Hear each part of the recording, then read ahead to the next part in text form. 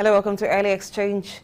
It feels good knowing that you're watching. I am Blessing Aichi, and Ayo Jimmy is here with me as always. Of course, my name is Ayo Jimmy. She said, good morning to you from Nigeria here, wherever you are, Tokyo, London, Lagos, here, Dubai, or anywhere in the world. We hear the sounds of business, the clinking of glasses there, and we believe that as we are starting very early today, from our end here, it shall be a very productive day. Welcome on board. Yeah, there's so much in store for you today. As we know, if you've been following Early Exchange, we'll start by taking you around the globe and bringing you updates so you're well informed. And one person to do that for us is Olaoluwa Awe. Thereafter, we'll explore trending issues. A lot has happened from the time the show ended yesterday up to now, so you need to get updated about that. And thereafter, there will be exciting interviews. You don't want to miss any of the show today, so I ask that you stay. Let's go over now to the news desk.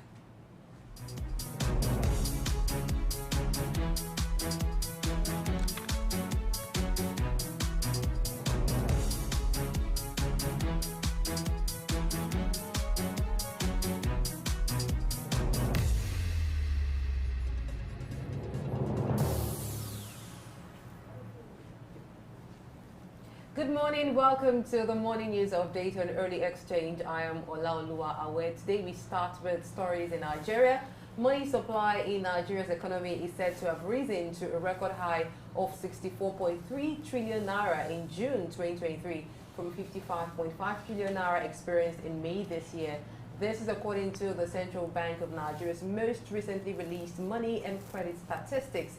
The money supply, also known as M2, is the physical currency which includes coins, banknotes, and various types of deposits held by individuals, businesses, institutions, and banks, and other financial institutions. In addition to the elements of the M2, there is another measure of money supply known as M3, which involves the sum of net domestic assets and net foreign assets. The relationship between both measures, M2 and M3, shows that the revaluation of dollar, the addition of news assets, and credit creation during the month contributed to the increase in money supply in June. Now, the Nigerian National Petroleum Company Limited, NNPCL, has made adjustments to the price of petrol in Abuja, bringing the price higher to 617 naira per litre. These adjustments were observed at NNPCL filling stations located in Ushafa, as well as the ones in the mega station at Durumi, both are situated in the Federal Capital Territory. The decision to increase the price comes as a result of the recent hike in the ex-depot price of PMS, coupled with the procurement of new stock. The National Operations Controller of the Independent Petroleum Marketers Association of Nigeria, IPMAN, Mike Osatuyi, who confirmed this price change, noted that it cost about 21.8 million naira to order a truck of petrol. He added that increase will affect areas like Lagos, moving pump price from 490 naira to as high as 568 naira. While the price adjustment may pose challenges for consumers, it reflects the market realities and the cost associated with the procurement and distribution of PMS. Now, the National Directorate of Employment, NDE, has officially launched the nationwide registration of all categories of artisans, with Ogun State being the first to kick off the registration process. The initiative aims to empower artisans across the country by providing them with opportunities for skills development and employment. The registration is open to artisans from various trades, including but not limited to automobile, autotronics and mechatronics, auto electrical, arc and gas welding, barbing, catering and hotel management, carpentry and furniture making, GSM repairs, computer operations, maintenance and programming, hairdressing, cosmetology, tailoring, fashion designing, and tie and dye. As part of the efforts to ensure accessibility to all artisans in Ogun State, the registration centers have been set up strategically across the 3 senatorial districts. The registration process, which is free of charge, started on Monday, July 17, 2023, and interested individuals are encouraged to either visit the nearest registration center or visit the official NDE website, www.nde.gov.ng. Moving away from that, Russia's decision to withdraw from the Black Sea grain export deal with Ukraine has been criticized by Kenya's government, describing it as a stab in the back for drought-hit countries in the region. The move comes as Kenya faces one of the worst droughts in decades. Moscow accused the West of not honoring its side of the agreement and stated that it would reconsider if its conditions were met. The blockade of Ukrainian ports by Russia last year had threatened food shortages in Africa and led to soaring grain prices. The international community, including world leaders, condemned Russia's decision, expressing concern about its impact on global food security and the poorest populations. Over 50 million people in Somalia, Kenya, Ethiopia, and South Sudan already require food aid due to years of failed rains. Now, the Director General of the World Trade Organization, WTO, Ngozi Okonjo-Iweala, has joined the list of those who expressed concerns regarding Russia's decision to end its participation in the Black Sea Grain Initiative. In a tweet, Nigeria's former Minister of Finance noted that a determination of the deal would have a particularly severe impact on poor countries. Under the agreement, commercial food and fertilizer exports, including ammonia, were allowed from 3 key Ukrainian ports in the Black Sea region. These are Odessa, the Komornomorsk, and the Yunsk and Pidemil. Okonjo-Iweala, who highlighted the significance of the Black Sea trade in food, feed, and fertilizer for the stability of global food prices, also called for efforts to renew the initiative. Now, Abu Dhabi is on track to complete the region's first high-speed hydrogen refueling station this year, says Abu Dhabi National Oil Company, ADNOC. With Toyota assisting to test the facility, the station will produce clean hydrogen from water. ADNOC's Group Chief Executive Sultan Al-Jaber, who is also set to become the president of the COP28 Climate Summit, says hydrogen, a critical fuel for the energy transition and a natural extension of ADNOC's core business, plays a significant role in decarbonizing economies. Over $15 million has been set aside for the project, and there are plans to expand oil production to reach 5 million barrels per day by 2027. After ruling Cambodia for nearly 40 years, Hun Sen is planning to pass on power to his eldest son, Hun Manet, while 70-year-old leader has not provided a specific timeline for this dynastic succession. He has indicated that he will maintain influence even after stepping down. The upcoming vote on Sunday comes more than 30 years after the UN brokered peace accords to strengthen Cambodian democracy. Although a specific date for the transfer of power has not been set, 45-year-old Hun Manet has taken on several campaign responsibilities on behalf of his father this year. In a symbolic act at a rally for the ruling Cambodian People's Party, CPP, Hun Sen handed the party flag to Hun Manet, who led a march of supporters through Phnom Penh. However, human rights organizations such as Human Rights Watch have expressed concerns about the prospect of a dynastic handover, likening Cambodia to North Korea rather than a genuine democracy. And the 2026 Commonwealth Games set in now after the Australian state of Victoria withdrew its plans to host due to budget overruns. The decision came as a disappointment to the Commonwealth Games Federation, CGF, which had struggled to find a host before Victoria volunteered in April 2022. Held every 4 years, the Commonwealth Games have only been cancelled during World War II. Participants must be from one of the Commonwealth's 56 member countries, most of which were once part of the British Empire. Although Australia has hosted the Commonwealth Games 5 times, no other Australian state has offered to step in as a replacement host for 2026, and New Zealand has declined the opportunity. Now, workers at another Amazon facility have voted in favor of strike action due to concerns over pay. Over 100 members of the GMB union at the Wrigley Centre in Staffordshire are planning to walk out after 86% of those who participated in the vote supported the strike. This comes as warehouse staff in Coventry, who are already on strike, voted for an additional 6 months of industrial action. Amazon stated that it conducts regular pay reviews and highlighted that minimum pay has increased by 10% under a year. However, the workers are seeking higher hourly pay wages and union recognition. In Coventry, for instance, union members have been on strike since January, demanding an increase in hourly pay. But the company stated that their minimum starting pay for employees is between €11 and €12 per hour, exceeding the national living wage and rural living wage limits, depending on the location. As part of its move to strengthen trade ties outside of the European Union after the Brexit vote, the United Kingdom Export Finance Agency has included the Nigerian Naira in its list of pre-approved currencies to enable them to provide financing for transactions between UK businesses and Nigerian companies using the local currency. This makes it one of 3 West African currencies that UK Export Finance has pre-approved for funding transactions that promote trade with Britain.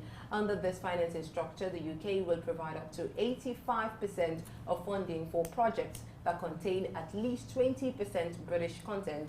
Nigerian firms borrowing in the local currency will benefit from a UK government-backed guarantee similar to those borrowing in sterling. While analysts welcome the impact of this financing option on the local currency, there are concerns about the potential increase in Nigeria's liability as trades mature for settlements. Now, the French government has announced its decision to gradually increase regulated household electricity prices starting from August until February 2024. However, the increase of 10% is considerably lower than the proposal put forth by the French Energy Regulatory Commission, CRE, which had recommended a 74.5% hike based on current market prices. The objective is to restore a sense of normalcy and establish a new equilibrium following the recent energy crisis. The Finance Minister of France, Bruno Le Maire, had previously announced that France's cap on electricity prices would be gradually phased out, with the intention to eliminate it entirely by the end of the following year. This decision comes in the wake of soaring European electricity prices, primarily influenced by the consequences of the conflict in Ukraine, as France deals with a historic decline in nuclear energy production due to the repair work being carried out on reactors affected by stress corrosion. Now to China. China's youth unemployment has reached a new record high, signaling challenges in the country's post-pandemic recovery. Official figures show that the joblessness rate for 16 to 24 years olds in urban areas reached 21.3% last month. Economists are closely monitoring youth employment as a record number of university graduates, approximately 11.58 million, are expected to enter the Chinese job markets this year. The rise in youth unemployment can be attributed to various factors, including a mismatch between graduate skills and the available job opportunities. Authorities anticipate that youth unemployment will continue to rise in the coming months before peaking around August. While the Chinese government has taken some measures to stimulate the economy, such as cutting interest rates, experts believe that more policy responses may be necessary if the situation does not improve. And that's the morning news update today. I hope that keeps you informed. For now, stay tuned to the Early Exchange for analysis of some of the stories. I am Olaoluwa. Thank you for watching.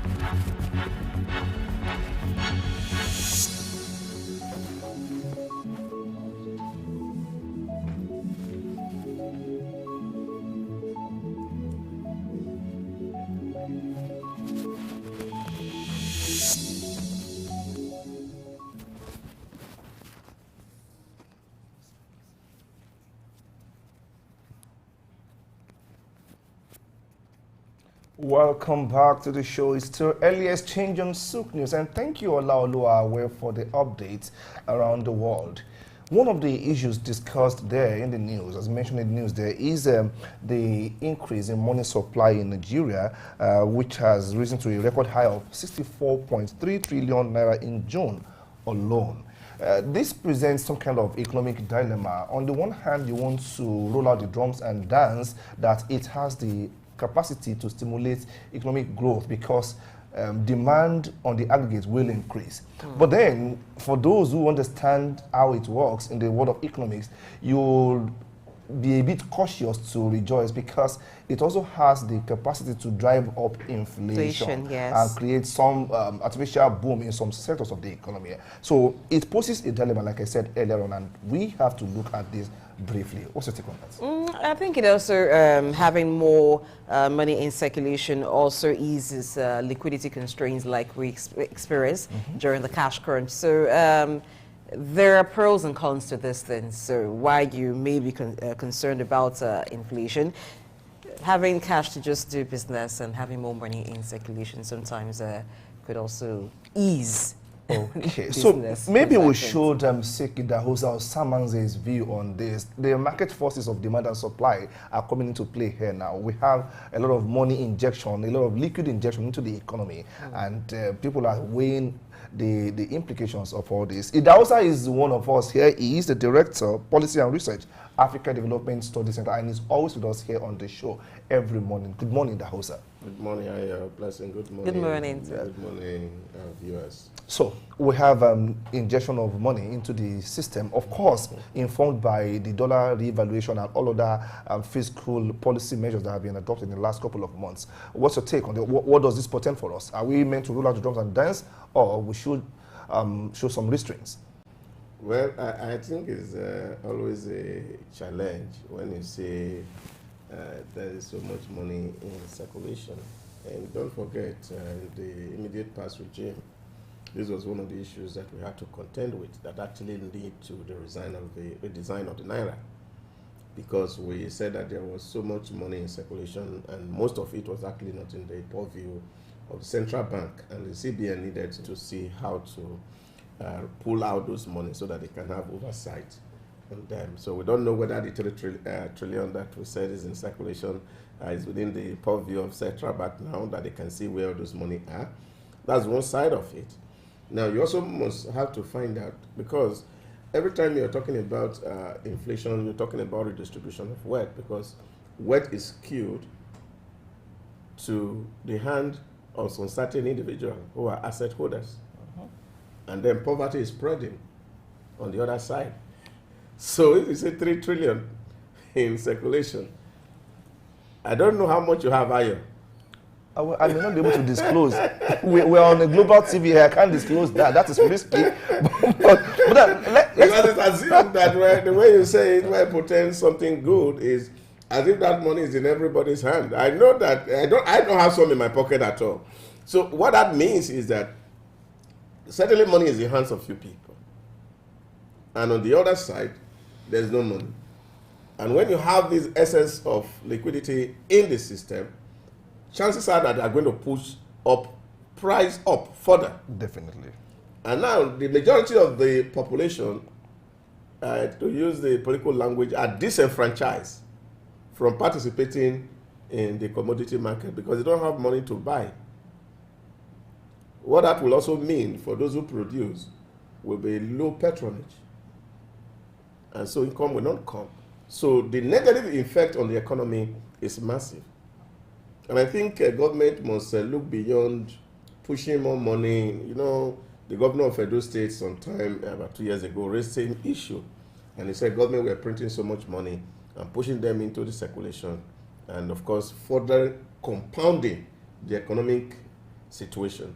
So I think that CBN needs to do its due diligence to see what to actually do in terms of monitoring and managing the volume of cash that's available within circulation. Right. Well, I do hope that it doesn't result to a situation where, in trying to control the situation, they're trying to mop up cash, and then we come back to the cash constraint that was experienced some time ago. The cash constraint was not really a mop-up exercise. It's a particular policy intended for a reason. But it was one of the reasons. It was one of the reasons. Money, it was one of the excess of reasons. The immediate cash constraint that we had, the cash crunch we had. Yes. It was part of the Yeah, reasons. it was to mop up, because what CBN said that you have over 3 trillion naira in circulation. What is within the control of CBN, the one that CBN can see, is less than 2 billion. Yes, we know. 2 trillion. So what they were trying to do was that if you redesign, everybody will be forced to put in the money into the bank system, and then CBN can have Proper proper control. oversight Okay. on the money. So that was the whole idea of pulling out the money from circulation. That's the real idea and the philosophy that governed that redesign policy. All right. Okay, so let's move on to the increase of the pump price of petrol by the Nigerian National Petroleum Company Limited, NNPC, which adjusted the price of petrol in Abuja to 617 naira per liter. And from that time up till, from yesterday when that happened till now, you could see that some petrol stations have adjusted their price to around that or slightly higher. We are witnessing what we're not used to in this part of the world. The petrol price is actually responding to the forces of demand and supply.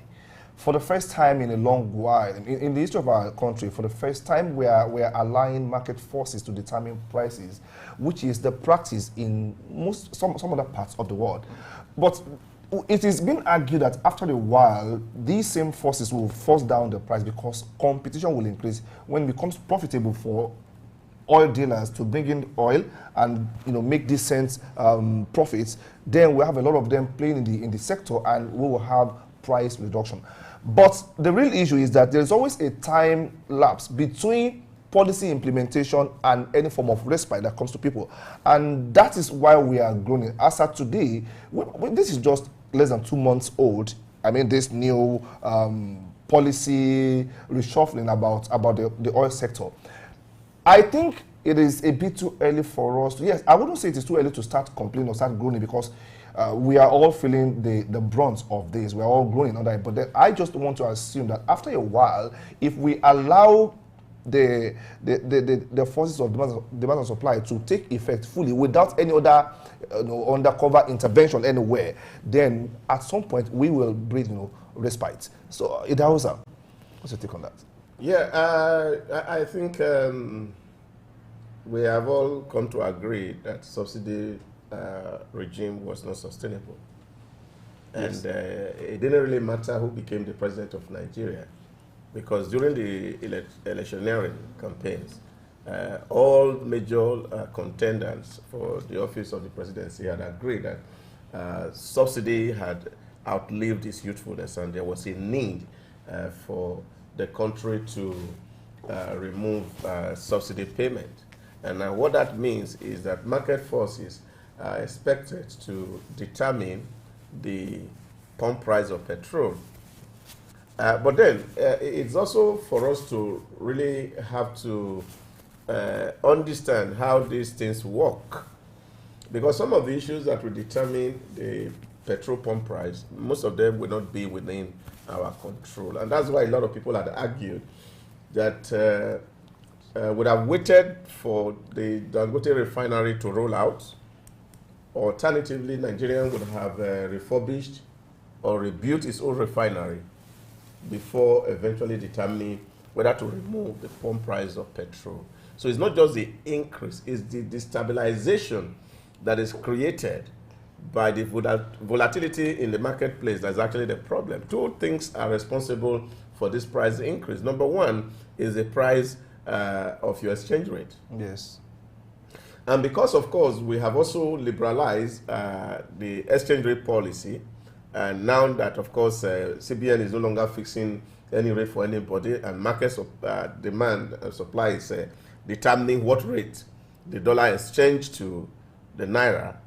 So the more the value of the naira depreciates, the higher the pump price will be, because it's a natural consequence.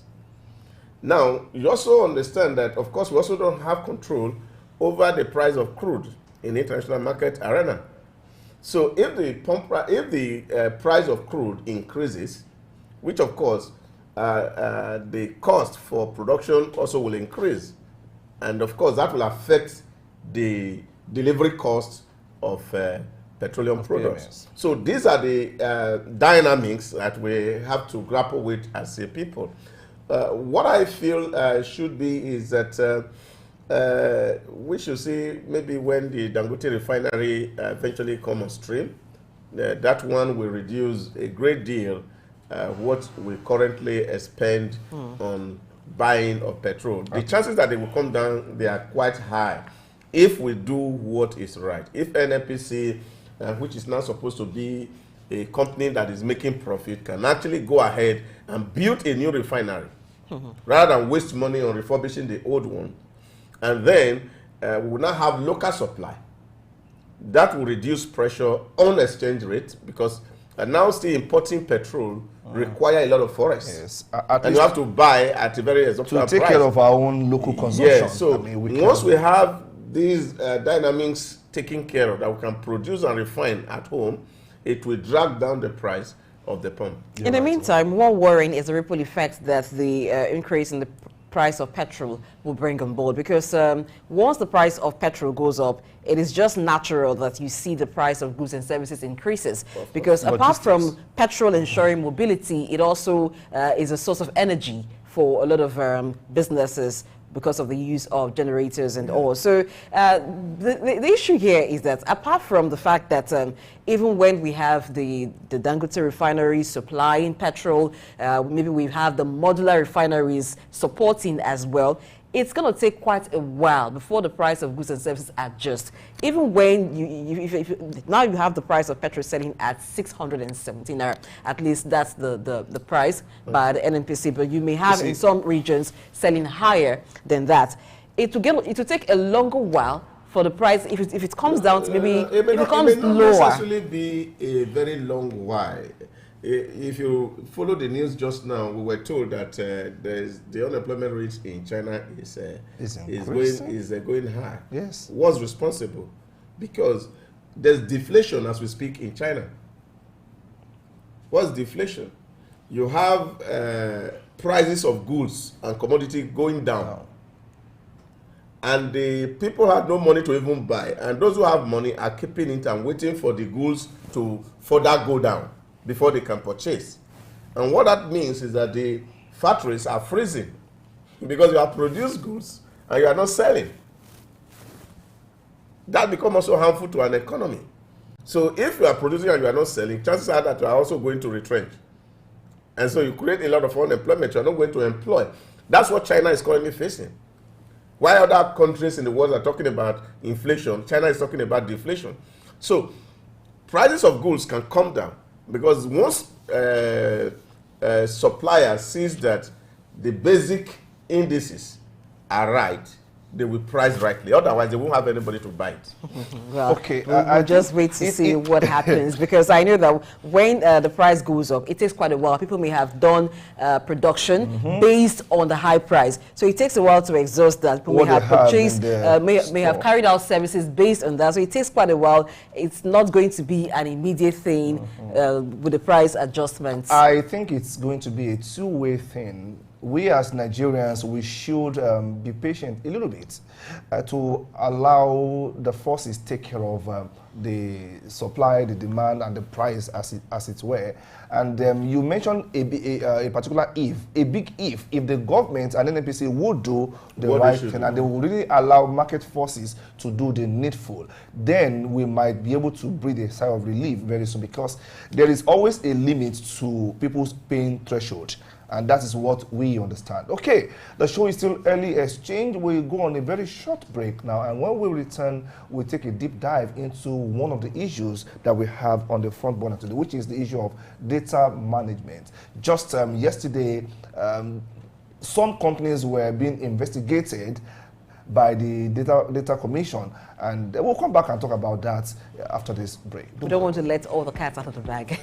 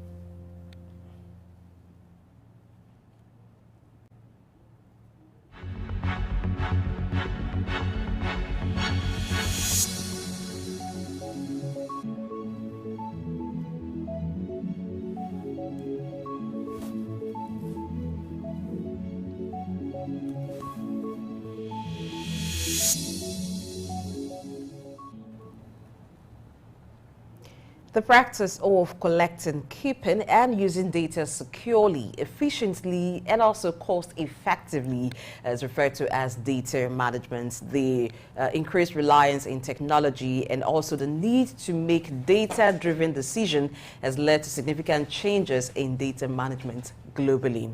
Now, in Nigeria, the National Data Protection Regulation was established in January 2019 to regulate the collection and management of data. But still, there are issues regarding the management and administration of data. And so this morning, we'll be looking at issues surrounding data management and, of course, administration in Nigeria. So this morning, joining us via Zoom is Babatunde Bamigboye, who is Head Legal Enforcement and Regulations and PDC. We're joining us via Zoom. Good morning.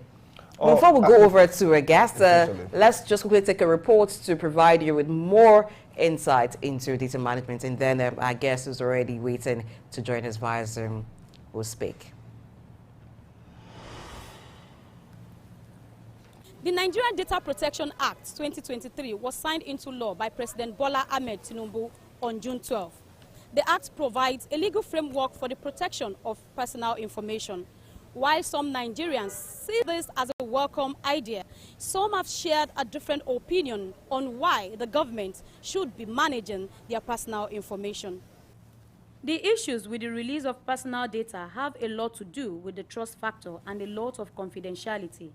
This trust deficit is the bane of data management and administration in Nigeria.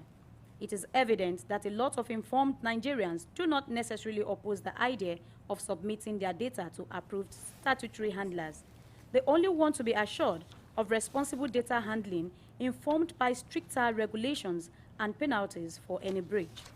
To me personally, I don't know of any other person, but I'm confident because going to other countries abroad and here in Nigeria also, I guess, is a way of is a way whereby the government can curb frauds and all these the illegal things people do. It can help the government to know, okay, this are the set of people who comes into Nigeria, goes out of the country, and how to manage the economy as a whole. It's a way of managing information about people, organizations, and all other things. While some remain open to the idea of disclosing personal information, other respondents expressed personal reservations, criticizing the Data Protection Act as an infringement on personal freedom and worrying about excessive regulations and potential government access to personal information, impacting privacy rights. Government cannot have the right to intrude into human in someone's affairs. As a citizen of the Federal Republic of Nigeria, and Nigeria as an entity, you have your own personal view. So, and if anything that differ from that, government needs just a little assistance to help you, not them to intrude into your life affair. It's not done. Meanwhile, many have called on the government for an assurance that the act would create a secure digital environment where individuals feel confident in sharing their data. So if they can be if the government and organization can be can give us a rest assured side, like okay, your information will not be linked out to other people for bad thing or stuff like that. So if they can give us the positive vibes, let me put it that way, then we citizens also can rely on what the government have for us. The reason why I say it's good is that for them to keep everything just to avoid fraud or to avoid all those fraud that they used to collect money. It is hoped that government can ensure data protection and transparency, as the act could be seen as a positive step. Creating a balance between privacy and innovation in Nigeria's digital landscape is achievable. Grace Komolafe, Soup News. That report there by Grace Komolafe summarizes the positions of Nigerians as they relate with data. Data touch points are increasing every day, and there are concerns about the transparency or opacity of use. How much of my data is it allowed legally to be collected, and what is it being used for? Do I even have a right to say no when I feel I shouldn't disclose a particular piece of information about myself? And how do I handle this in the face of regulatory demands to be transparent and comply with the Freedom of Information Act? These and many more are what we'll be looking at now as we have Babatunde Bamigboye standing by on Zoom. He is a barrister and a scholar of the Supreme Court of Nigeria with vast experience in litigation and arbitration. With 20 years experience, that is noteworthy in capacity building. He is also a certified data privacy regulation practitioner by Clear Corporation UK, which is accredited by the British Accreditation Council. Also, he is the head Legal Enforcement and Regulations Nigeria Data Protection Commission. Mr. Babatunde, a warm welcome to our studios via Zoom. If you can hear us, please confirm.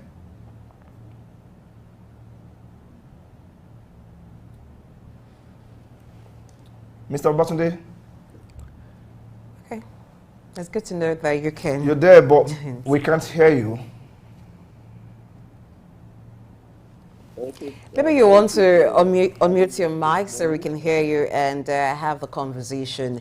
But before Babatunde does that, a lot of persons, or from the report that we've seen, some Nigerians seem to have reservations about the way data is collected in Nigeria. There seems to be a frequent call for the collection of data. One would have expected that since data has been collected in terms of getting to know Nigerians more, getting to identify Nigerians at a particular point, I'm referring now to the BVN and then the national identity number, there will be no need for data collection again. But at different points and different times you want to do certain things, you're being asked for the data. So it brings us to the issue of synchronizing data that we collect. Okay, I think some people would differ on that. They'll argue that the question is, how much data is enough data? It's not about the quantity of data. My point is this: we evolve every day. Yes. The job I was doing 5 years ago is not the job I am doing today.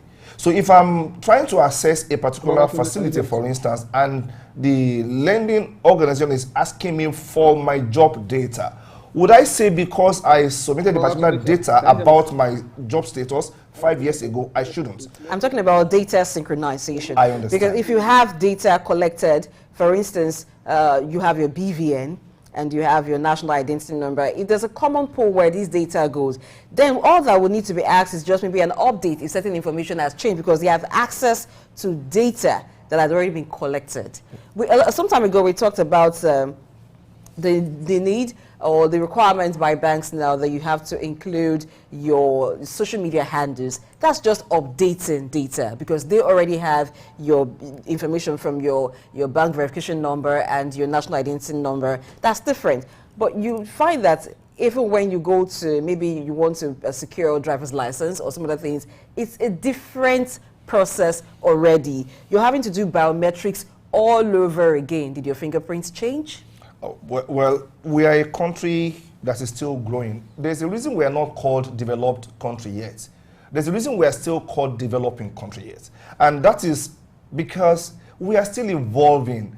And when I talk about evolution of Nigeria as a country, even our processes are evolving. We're not there yet. We're only assuming we're there yet. In more organized climes, yes, there is data synchronization. One data touch point is enough to feed other organizations. But yes, we need to understand the fact that we are not there yet. And what harm is in you providing data as it is requested? After all, it is unto good. I think the real issues here will be, to what use is my information being put? Is there something called data extortion?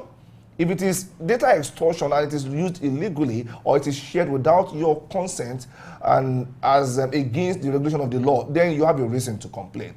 I think, for me, I don't feel I have provided too much information about myself. Information is use specific. That's what I think. Yes, agreeing that it is use specific, there's no dispute about that. But when you make it a regular process, or you make the process of data collection something that is too frequent, and in some cases there is a use of a third party, it exposes you further to issues that could arise with data breach.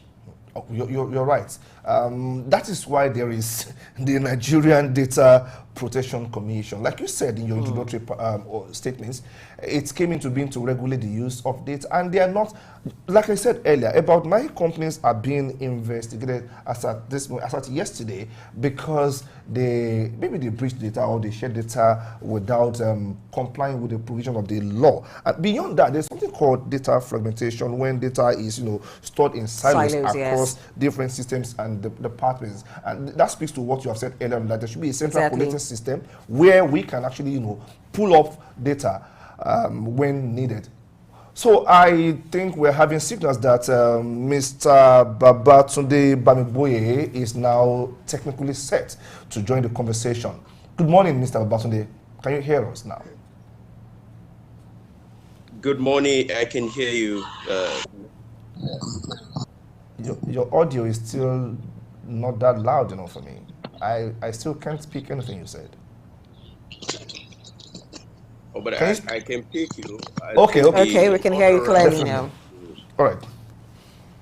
Blessing? Maybe you want to start first.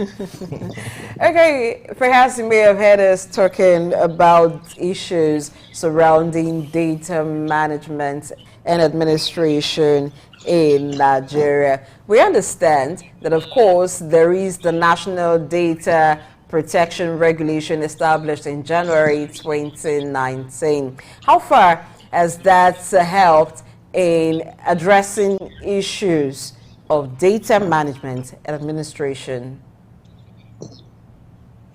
All right. Thank you very much for having us this morning. We're from the Nigeria Data Protection Commission. That's the actual. So the establishment, to your question, the establishments of the commission has brought the issue of data governance, particularly into the front burner of our conversations generally. And it is not just about the establishment of the commission, but also the the presidential accent to the Nigeria Data Protection Bill 2023. Now we have an act that has made significant provisions in the areas of data privacy and protection in Nigeria. To this end, we can now begin to have conversations around transparency of the way people deal with data. We can talk about the storage limitation, data subject rights, the purpose for which data is being collected, the other frameworks around cross-border data transfers. These are areas that effectively, with the passage of the Nigeria Data Protection Bill, we can now, begin to analyze and begin to implement. Thank you. Okay, let's look at the need for data collection itself. It will seem that people don't really understand the need for data collection. They think it is only to the advantage of the collecting agency or the data managers, as the case may be. But we do know that data, when it is effectively managed and interpreted, forms the basis of critical decision making, even for a country. Talk about policy making and policy shaping, as the case may be. Could you please speak to the need for individuals to release their data as it benefits them as people and the country as a whole? Thank you for this question. Actually, it may be difficult for an average person out there to appreciate the importance of data, unless, of course, we have conversations as we are having now to explain the importance of data even to their daily lives. Truly, the data-driven decisions are the best. Look at it, it is just the matter speaks for itself, as we say in legal parlance. It speaks for itself in the sense that you look at Nigeria, we have a size land mass area of about almost 1,900,000 and something kilometer, 900 over 900,000 kilometers square, and we have a population of about 220 million people. How do you govern this landmass and then, of course, the teeming population with different orientations and here and there, over 250 ethnic groups? How do you do all this without data-driven decisions? And where does it help? In the public, there have been scholarly studies around this, but there is a consensus around about 4 areas. It enhances transparency, for instance. If we know that there are 200 million people in Nigeria, and then you want to give palliatives out, it is easy through data to determine how many, who gets what, where, when, and how. Again, accountability. By the time you are done with the the palliatives, again, you will be able to account for the palliatives that you have given, because there is data that is backing what you have done. Then it enhances debate. Okay, who should get what? Where should they get it? Where, when, and how should it be done? This debate can only take place when there is data. Then, of course, if you're able to have this debate and we can see clearly, the matter speaks for itself, as we say, then there is trust. If the process is transparent, there is accountability, there is debate around it, then of course it brings the issue of trust. Then again, the issue of revenue generation becomes easy. If you know how many people are there, maybe in the SME sector, in the real sector and all that, you may be able to drive revenue. So to make appropriate fiscal policies that will enable government to generate revenue for essential public services. And then, of course, with all of this, it supports sustainability.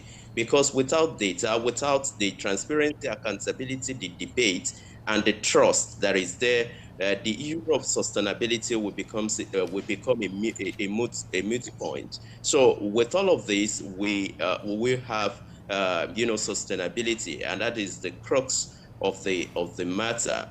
And I can give you examples of use cases in this area. For instance, Naiti, in the area of open data, they've been able to, claw back about 2.6 trillion naira in terms of revenue from the oil companies. Naiti is Nigeria Extractive Industry Transparency Initiative. You have the ICPC project, Constituency and Executive Projects Tracking Initiative. They also have been able to claw back about 450 billion naira in 3 years, while tracking about 3,422 projects around the country. There was also a program in 2016 or 2015, the WASH program, where data from households on the use of water or access to water made Nigerian government to declare a state of emergency in the water sector, water resources sector, and this helped decision. How about private organizations as well? There is an initiative, Life Bank, published by the World Bank, that was able to reduce the number of days or the time it takes for a patient to have access to blood from days to minutes, to like 45 minutes. You can see how crucial data is in saving lives and in saving economy and livelihoods. All right, thank you. So you just talked about the benefits of having data. So data collection is one thing. Analyzing the data is another thing. From what you said, you made reference to how data have been collected and analyzed and used in other climes mostly. Now coming down to Nigeria, how well have we done in analyzing the data that has been collected from Nigerians with regards to making decisions that improve the lives of citizens? All right, thank you very much. Probably the connection really didn't enable, perhaps I didn't make myself clear. In Nigeria, the instances I cited, Nigeria Extractive Transparency Initiative was able to recover 2.6 trillion naira in the oil and gas sector alone because of data-driven decisions. And again, the ICPC, under the Constituency Executive Projects Tracking, was able to claw back 450 billion naira plus, while tracking over 3,000 constituency and executive projects around the country in 3 years. So these are examples in Nigeria that, data, open data, access to data has been able to, help us to achieve. So in effect, the use of data in Nigeria is helpful. The conversation is around now, how do you protect this data, from abuses, so that the real purpose, the social purpose, the governmental purposes are really the focus, and the legitimate business purposes are also the real focus, and not other, abuses that the data could be subjected to. And that is why the commission was established. It started as a bureau, but now we have a commission that protects data collection, that protects data processing, that protects the rights of, data subjects, from various abuses such as data theft, such as cyber bullying, such as privacy intrusion, and so many other vulnerabilities out there. So these are the areas we are looking at now. And with conversations such as this, I believe the message will go out there more and more. All right, thank you for that clarification.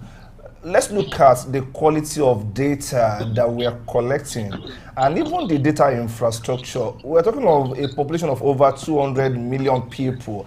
And what you find out from agency to agency is what some of us describe as data inconsistency. You have date of birth of someone in one agency being different from his date of birth at another agency.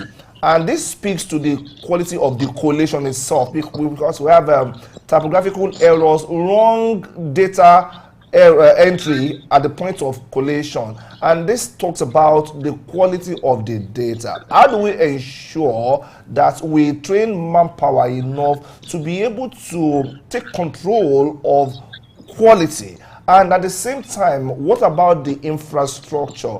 Do we have what it takes to manage data that is collected daily on 200 million people and above?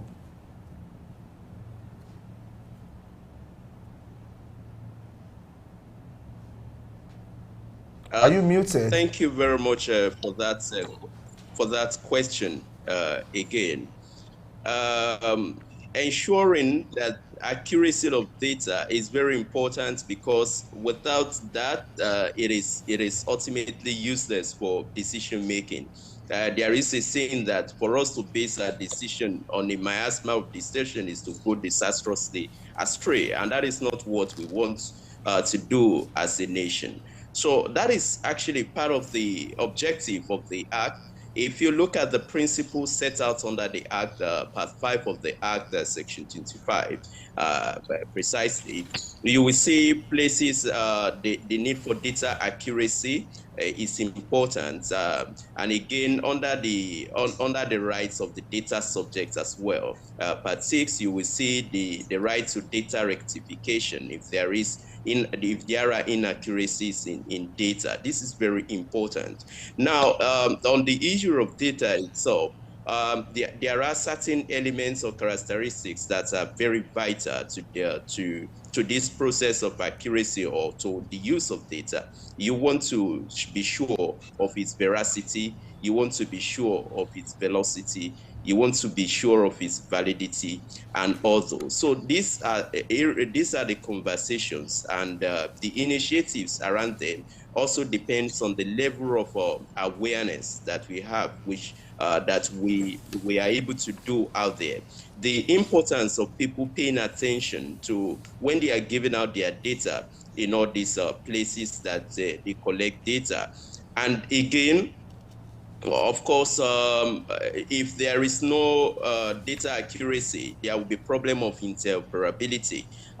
If, for instance, you go to do your driver's license, and then you expect that data from NIMSI, for instance, should be taken. But if you have given wrong data to NIMSI, ab initio, it becomes a problem to be able to process your driver's license, to be able to process your passport, and even sometimes your banking transactions becomes difficult, as well as telephony or communication, because of inaccuracies of data. So there is a need for us to pay attention to all this. And apart from the responsibility on the part of the data subject, of course, there is need for digital infrastructure around the collection of data. And the aid of being able to correct this data as well using available tools is really very important. And then how the obligations in terms of whether there is a need to pay fee and all that. These are things that we need to look at so that the overall objective of collecting this data or processing this data could be achieved while reducing the encumbrances to the corrections and the processes around data processing. Okay, still in that, what skills are important for experts in the field of data collection and management? Please, could you take the question Okay, again? my question is this. To ensure quality data collection and data Yes. analyzing data and also managing data, what skills are important Yeah. for those who are in the field of data management to have in carrying out their job? All right. Thank you very much. It is important to have, generally, we have various skills in the areas of, first, there should be data literacy. And what we are doing this morning is part of that data literacy. You need analytical skills to be able to, address data. There is data science, and data privacy law is part of it. Then generally the skills on IT, being able to develop the tools, the hardwares as well as the software. These are skills at the I end part of it. On our own part, as a commission, we are coming up with promoting skills around data privacy and protection. Why? Because ultimately, it may be easy in many areas to collect this data, but how do you protect this data? The skills in cybersecurity, the skills in data privacy and protection comes in, so that you actually know the type of data to collect and how to keep this data. The purpose the purpose of data collection is there. Basically, there are about 6 principles in this area, which is very key for people to know, which is there ought to be transparency. You should know about that as a person who wants to go into data processing. How do you store it? Confidentiality and integrity is important. Then data minimization is also very important. These are areas that we believe that when we have appropriate capacity building around data privacy and protection, around cybersecurity, around the data analytics, around data science, and of course the software development as well as the hardware development to enable technological and organizational measures. These are the areas where we can develop capacity and then help achieve the aim of the data governance. Okay, let's look at how to strike a balance between my right to privacy and your right to obtaining information from me, because this is a critical issue that Nigerians have with the ease of releasing data or otherwise. Luckily for us on the show today, you are both a legal practitioner and a data expert of some sort. How do we strike a balance between your need to access my data and my right to say no to you? I think it's a very fair, it's a very straightforward comparison. Why? Because what kind of data are you interested in? I'm interested in my privacy. And then you are interested in learning about what is going on in my bedroom or what is going on in my private home. This is a constitutional affair. Section 37 of the Constitution precisely talks about data, the protection of the privacy of the homes, telegraphic conversation, and all that. So this is very important. Then there is a provision around derogation from that right under Section 45 of the Constitution. So in effect, what is the balance is the type of information that you require. Is it really necessary for you to require that information to get to do? And what is the purpose of that information? What do you want to use the information for? Privacy, yes, of course, is a right, but then there are other larger freedoms that even the data subject, the person who is claiming right to privacy, benefit from by the use of his data to achieve those larger freedoms. So where the basic privacy right has been, has been satisfied, other ancillary rights, as the case may be, or the secondary rights in data privacy becomes also secondary to all other fundamental rights, as it were. It may be information that is needed, for instance, for national security. And then, of course, the Europe privacy at some level will now take a new look, as it were, in relation to what, of course, is beneficial to the larger freedom of the entire country. So these are the areas. But at no point whatsoever should an innocent citizen should suffer on the accounts of gathering information, and that is the objective of the law. So it is not something that anybody can go and say, I just want this information. And it is not just what we can say that at all times, I must be protected, even against my own interests. These are the areas we need to know. What is the purpose of this? Is it lawful? Is it justifiable in a democratic society?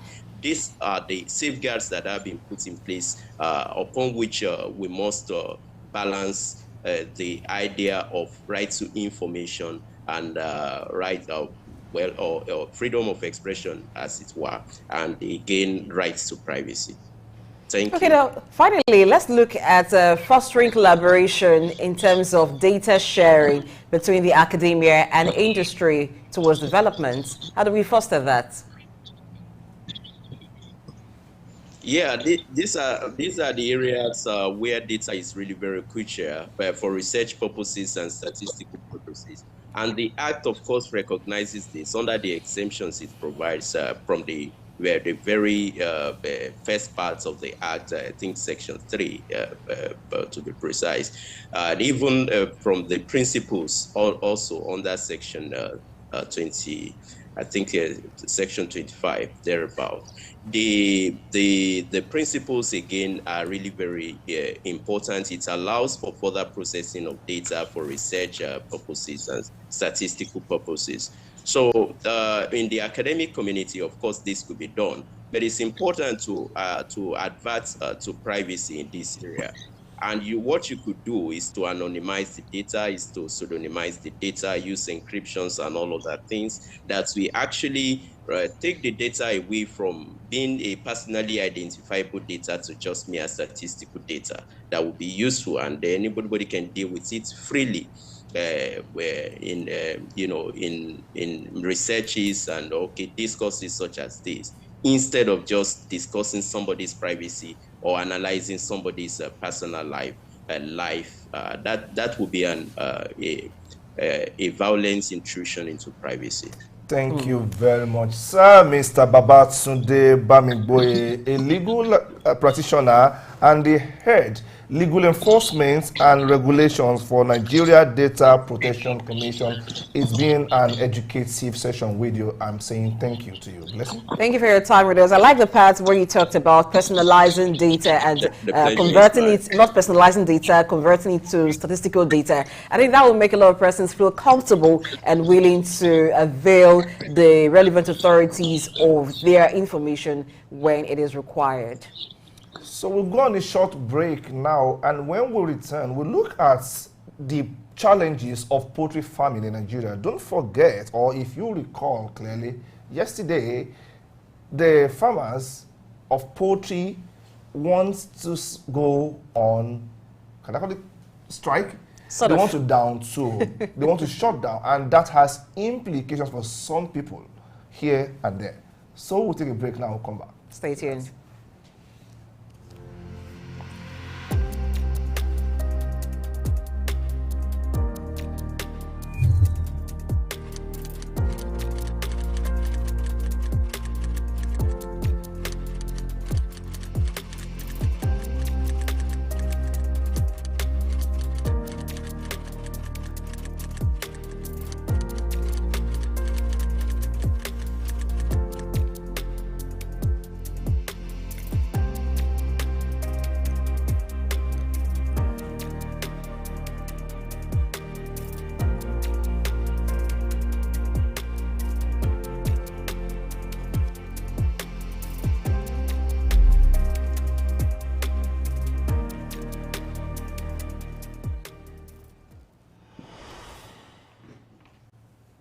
Chicken is an essential food for most Nigerians who can afford it, which is facing a major challenge in Nigeria presently.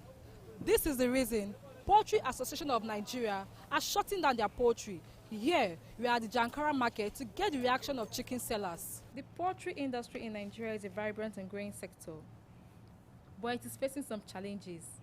One of the biggest challenges is the scarcity of maize, which has assumed a staggering dimension.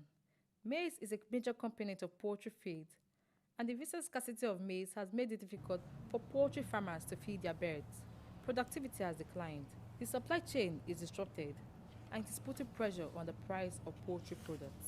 The chicken that we are buying at the rate of 2.5, we are buying it now at 3.5 without transport money. What do you expect us to do? We cannot beg. As I am concerned, I cannot beg and I cannot do prostitute to feed my children. Actually, what you are saying is affect us. Even at all the chicken that we are selling, at the rate of 65,000 or 4,000 naira, how do you want our customer to buy it? It's too cost. Speaking to poultry sellers at the Jankara market, some expressed concern about the recent news of the impending shutdown of poultry farms in the country, as it will take them out of business, which is a source of revenue for them, calling on the government to take a critical look into the matter.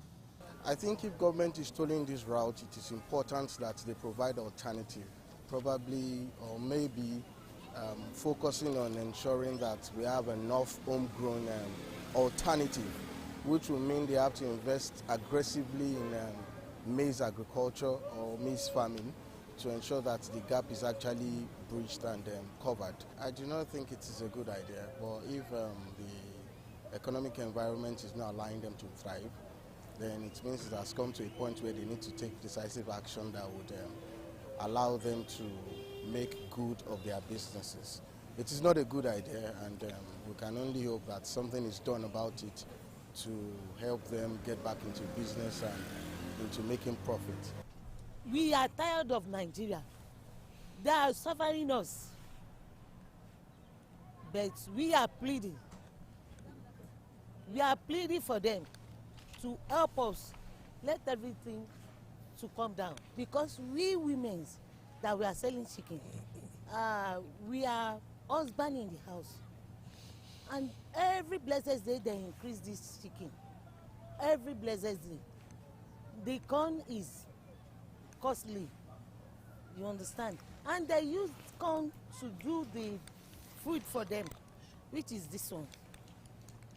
The feed that we are buying at the rate of 2.5, it is now 10,000.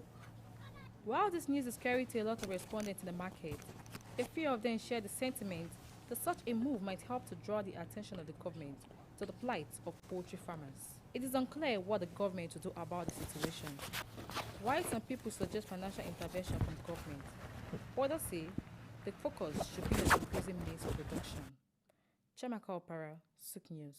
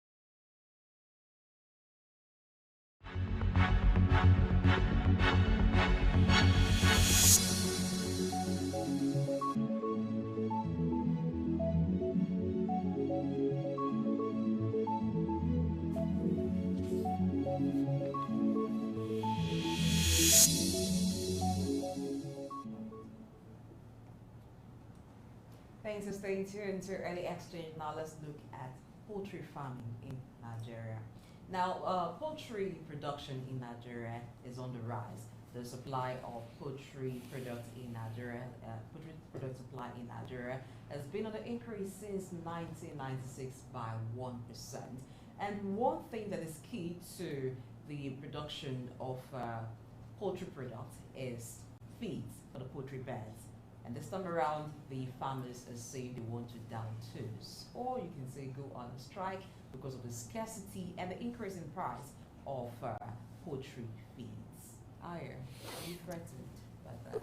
Well, is it about Ayo or about Nigeria as an economic entity? Because if we're asking the Nigerians, oh, in well, report, you saw the way Nigerians spoke about it. It's a case of two contradictory outlooks, as the case in, like you just said, poultry production is said to be on the increase in Nigeria, and it is being projected to reach 263,410 metric tons by 2026. Okay, by 2026. But on the other hand, you hear Poultry Association of Nigeria, as in, they say they are going on what we call strike in a local balance. Wow. How do we juxtapose these two contradictions? Of course, we know what has been happening in the sector because the inflation on commodity prices, and that includes agro produce like maize, which forms an essential part of their feed, is... Okay, so that was just showing us what the different... The consumers of the feed itself. Ways poultry products are prepared in Nigeria. So it's important that we look at this issue because if they down tools, of course, you know what will happen. We're already in the second half of the year, and before you know it, it's December period when there will be very great demand for poultry animals. So it's something that we should look at, but it's not something that is just starting. It's been a long time coming. Some poultry farmers have been complaining of the high cost of poultry feeds. Some have even complained a time ago about the low quality of the feeds, because when the price increased and you don't have so much of it in the market, it also created room for some of them experiencing the short change where they buy a bag of poultry feed, and instead of having the exact quantity that you expect, they find that it's a mixture of the feed, and some of them have even said chaff. And so you really should change, and it also tells the quality of birds that are produced. Honestly, the challenges in the poultry business are just more than feeds. You see this seasonality of production. Yes. You see a glut in the market when you have festive period. Let's not forget that once a particular poultry bird reaches maturity or market maturity, every single extra day it spends there is at your own cost.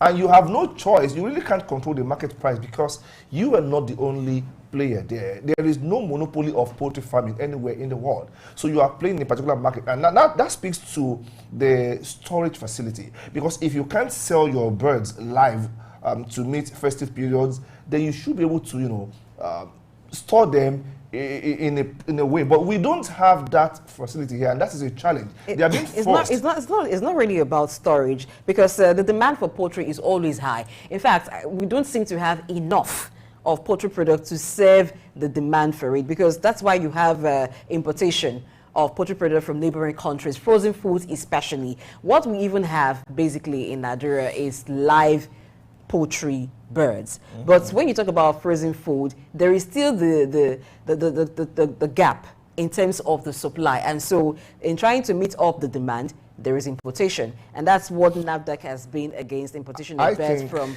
other countries, because you can't ascertain really the quality of the frozen food. But fundamental to the challenge is the price in the feed, which maize is one of the key ingredients used in making their feeds. And we know that owing to the Ukraine-Russia thing, maize and even wheat and some other things has been in short supply.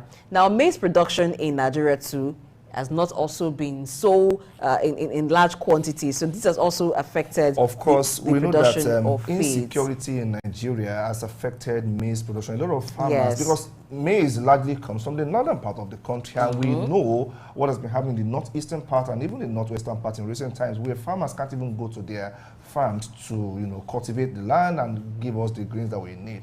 Now, these and many more issues are the focus of this particular segment of the show. We do hope that at some point our farmers will be able to latch on to available technology to improve production, because there are facilities for getting the best out of your little input into the business. See, you spoke earlier about we not being able to meet the demand, the local demand for poultry products in Nigeria. I think importation is basically an economic issue. Perhaps it becomes much more affordable, much more profitable for those who are bringing in the products from outside the country than to source it locally. Because if you know people, if you have ever talked to people who are into this poultry business, they will tell you that their biggest challenge is how to even dispose of what they have. It's not as if we don't have pallet for local birds. But the idea is that when the birds come to the market, the price at which they come is often higher than what you get when you order for. So there's preference for the imported ones because they're cheaper? They are cheaper because the cost of production of local birds is very, very high compared to what is being imported. And that is why it is a struggle for the customs service to be able to curtail importation of poultry products. Well, we'll have to speak with a poultry farmer to understand basically how these things affect their production and why they want to down tools. Okay, so Olumide Oladipo, who is CEO Aggravations Eco Limited, is available and is joining us via Zoom to talk about why they want to down tools. Because seriously, I know Ayo will ask why I'm concerned about him being threatened by it's okay. It's okay. I like tools.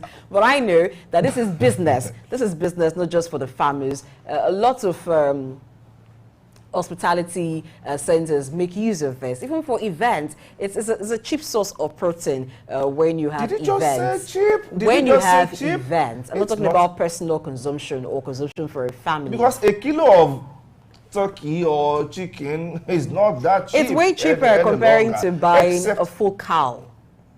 No, okay, maybe. One other argument in favor of poultry product consumption is that they say, okay, there's this talk about avoid red meat at a particular age and do more of white meat. And poultry products actually form the bulk of white meat. There is demand. And the taste, for those of us who consume it, I won't deny that. I'm faithful to my taste at this point. Yes, I think the taste is very palatable to my taste more than to our taste. But then, look at it on a larger scale from the economic standpoint for the country. Yes. It is an employer of massive labor. I'm talking about the poultry business. It is a massive employer of labor. Okay, so I think we have online now via Zoom Mr. Oladipo Olumide, who is the CEO of Aggravations Eco. If you can hear us, can you please confirm? Let's hear you talk and let's see your face. Oh, thank you very much. Can you speak, please? Mr. Olumide, talk, let me hear you. Please. Okay, it still cannot hear us. So, I was talking about the economics of poultry business in Nigeria. When you look at those, yesterday we spoke about unemployment. When you look at retirees, for instance, those who have made some amount of money and they have saved money while they were in active service, one area they want to go into on retiring is the poultry business. I wouldn't know, maybe the entry barrier is that low. It is very low. It is very low because it's something you can start by yourself in the comfort of your home if you have enough space to keep the birds. and it's just easy. There's nothing, nobody restricts you from going to the markets to buy the birds and begin to rear them. So of course, the barrier to entry is very, very minimal, if there is at all. It just depends on your expertise. How well do you know regarding the care of the birds? Because if you do not know, you can't take care of them very well, and you may just suffer great loss having most of the birds die. And speaking about management of the poultry itself, there is high mortality rates in the poultry business. You know, there is this talk of, okay, you have a big poultry farm and you want to show off. If you are experienced, you don't want to do it, because one person can just step a foot into your poultry and the old birds die the following day. When they say people die like chickens, there's a reason they say that. Yeah, so, birds are very sensitive. Very, very sensitive. And their physiology is very susceptible to bacterial attack, virus attack, and so on and so forth. Then now comes the issue of data-driven management in the poultry business. We just finished a session talking about data. Yes. Now, how much of data are poultry farmers collecting? This is one of the issues we want to talk to. People just have an idea of how many birds they buy. They really don't keep record clearly of the death rate, let alone how profitable. It is assumed that at the end of a particular farming season, a poultry farming season, you will sell enough to cover up for the losses. But what we have seen in recent times is that people who don't really take control of the data with regards to day-to-day management of the poultry business itself end up incurring losses. There are a lot of them who want to back out, but the fear of what else do I do, or the shame of I failed in this, is not allowing them to do that. And data becomes crucial again. That is not typical to poultry farmers alone. I think it's an issue with small businesses keeping records, because that's where data begins. You've been able to know what information to keep, what information to analyze, and to help you in your decision making. You mentioned the part of keeping data of how many birds they had and how many birds died. You know, if this, particularly when it concerns the number of birds that die, if that data is collected, and maybe in a particular area, because some of them have, of course, they have unions. If they can share that, perhaps they can look at the issues that led to the death of the birds. Was it a disease outbreak? Was it mismanagement in terms of the care of the birds? And so they know where to upskill.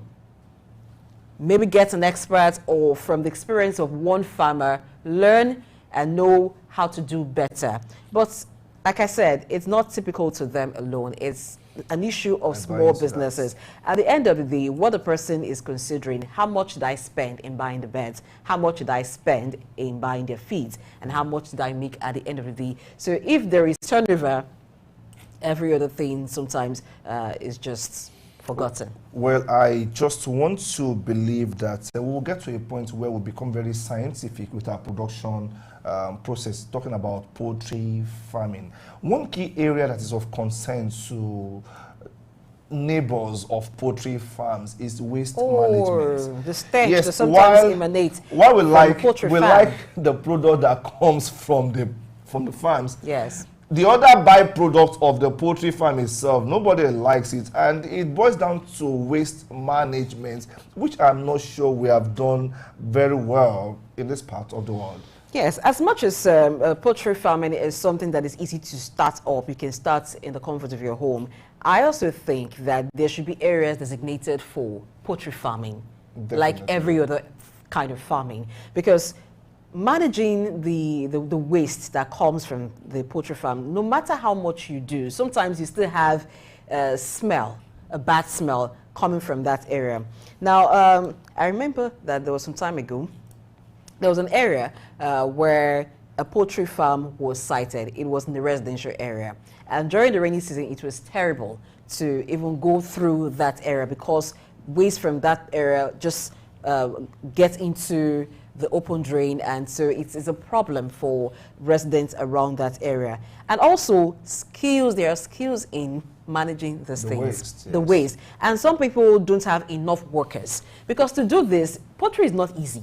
It's easy to start, but it's not easy to maintain. So to be able to have the workers that clean regularly, So because the persons don't have enough hands, they tend to just maybe leave the waste in there to stay for a while, and it begins to smell. And also, there is nothing that's really wasted. The waste well, if the waste is managed, nothing is, because we know farms where management even of human waste is being used for management management of waste is another issue. Essentially, knowing where to take the waste to, because that's the waste from the poultry beds is something that is useful for farmers of crops. Essentially. So if we have a well-arranged value chain, I think these things will be well managed. Yes. And if we have spelt out areas where you can do farming, whether poultry farming, crop farming, other types of animal farming, it will also help to take care of these things. Yes, I want to agree with you on that about delineating areas for farming. Well, one reason you find birds everywhere in this part of the world is because birds are, human friendly, at least in this part of the world. In another clime, some time ago, it was said that poultry farmers, in a show or in a kind of protest, released their birds to the streets, and that caused hysteria. Were the birds mature? Whether mature or not, you try that. Because if the birds were mature and you release them into the streets, it's risky. They may not come back to you. But that caused hysteria because in that country, you don't get to see birds on the road every day. I mean, when I say birds, I'm talking about chicken, I'm talking about cockroach and so on and so forth. It doesn't happen that way. So, about waste, yes, I forgot that. There are farms where even the waste is converted into biogas. Yes. Biogas for cooking. Nothing is meant to be wasted, like you said. It's about recycling this. It's about setting up the infrastructure to make this happen, because it's a huge revenue source for those who know how to do it. We just hope Mr. Olumide will come online very soon so we can ask him questions and we don't turn to poultry farmers ourselves, because we have questions that only you can't be too sure about that, because we're getting into the festive season pretty soon. So well, I may want to think about that, maybe look for an area where I can start and sell to you. You're my first target, Okay, so let's go on a very short break now, and maybe by the time we come back, the issue would have been resolved. Thank you.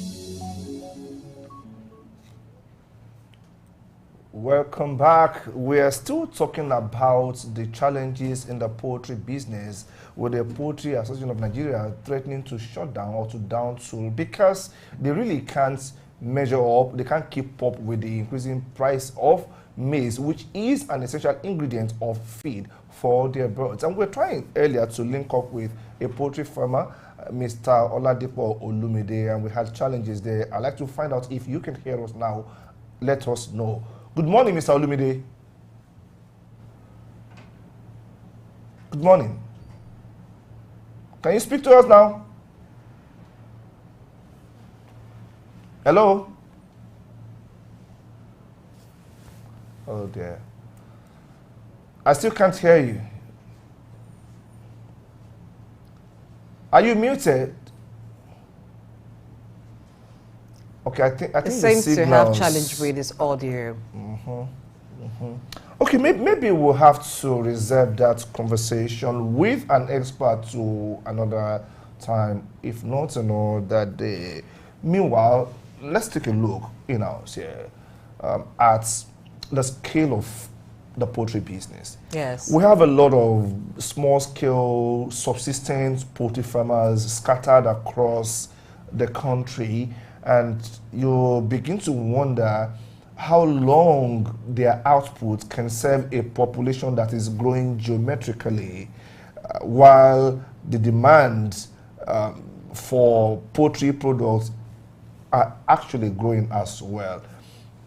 If you look at the villages where these are still being practiced, you see them smallholder farmers here and there without, the cost, without the financial infrastructure, without the skills to really do anything substantial. Where do we go from here? We have to be intentional, and by being intentional, there has to be proper planning. One issue that has, or one challenge to food security in Nigeria is that farming mostly is left to individuals. Agreed, people need to do business. Farming is a business for people, but being intentional will bring in governments to be in control of these things to a good extent. Yes, people can do it at a subsistence level. They can have small poultry farms, but if there's a large investment into it, just the way you would have a government organization and you have workers, so you can have a poultry farm owned and run by the government, and you have people working there for large production, so that they have the skills that is required to successfully run a poultry farm. Because poultry farm, again, like I have said before, is skills dependent. Essentially. It's skills dependent. You can have one farmer buy the same number of birds, another farmer buy the same number of birds. At the end of the year, or at the end of the farming season, the output will be different. You're right. So it has to be intentional. You're right. Leaving it to people to do it at a subsistence level. Private practitioners. It will not get us to the extent where we have enough to meet the rise in demand.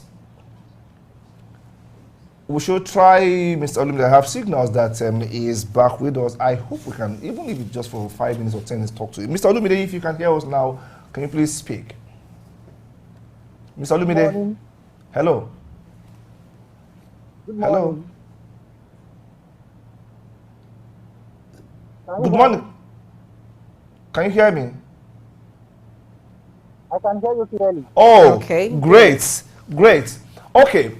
I can see you are probably on the way to farm, if not at the farm, from the background that I see there.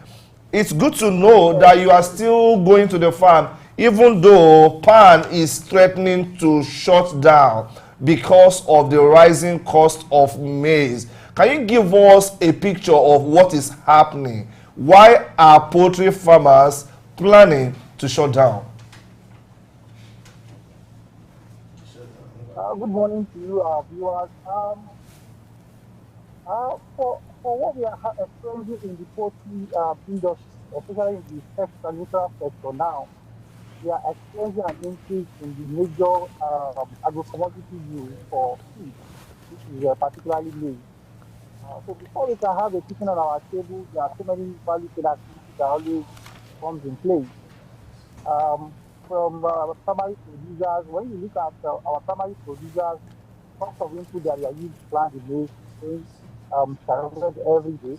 And most of the farmers, they are not, the weather is not favoring them.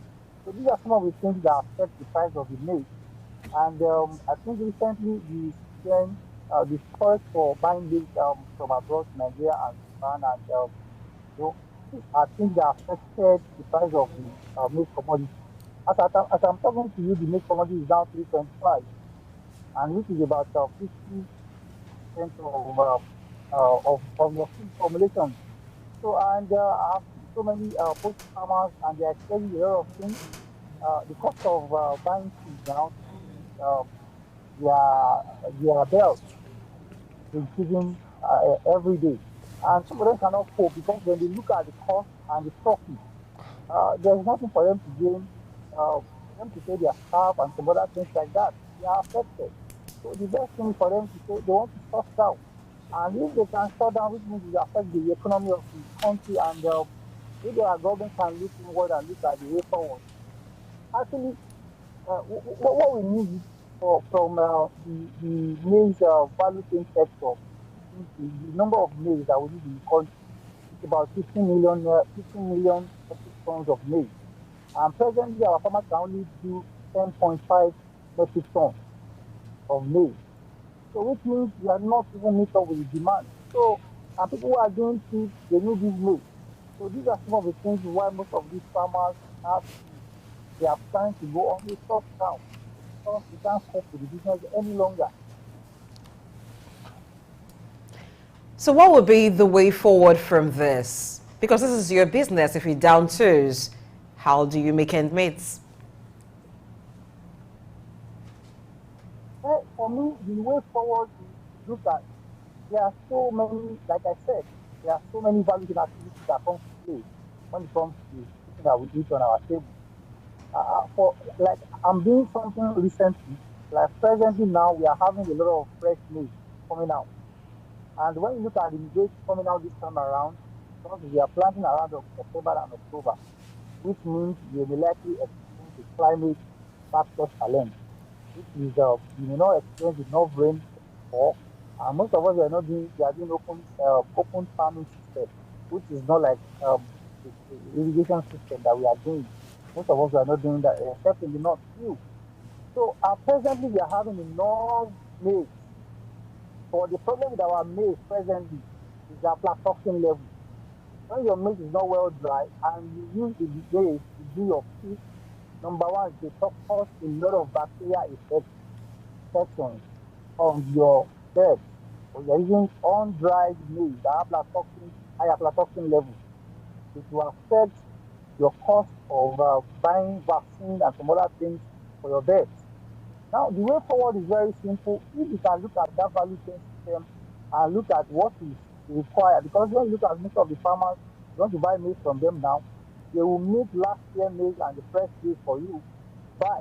And if you buy that kind of a maize, you're going to have a problem for your feed formulation.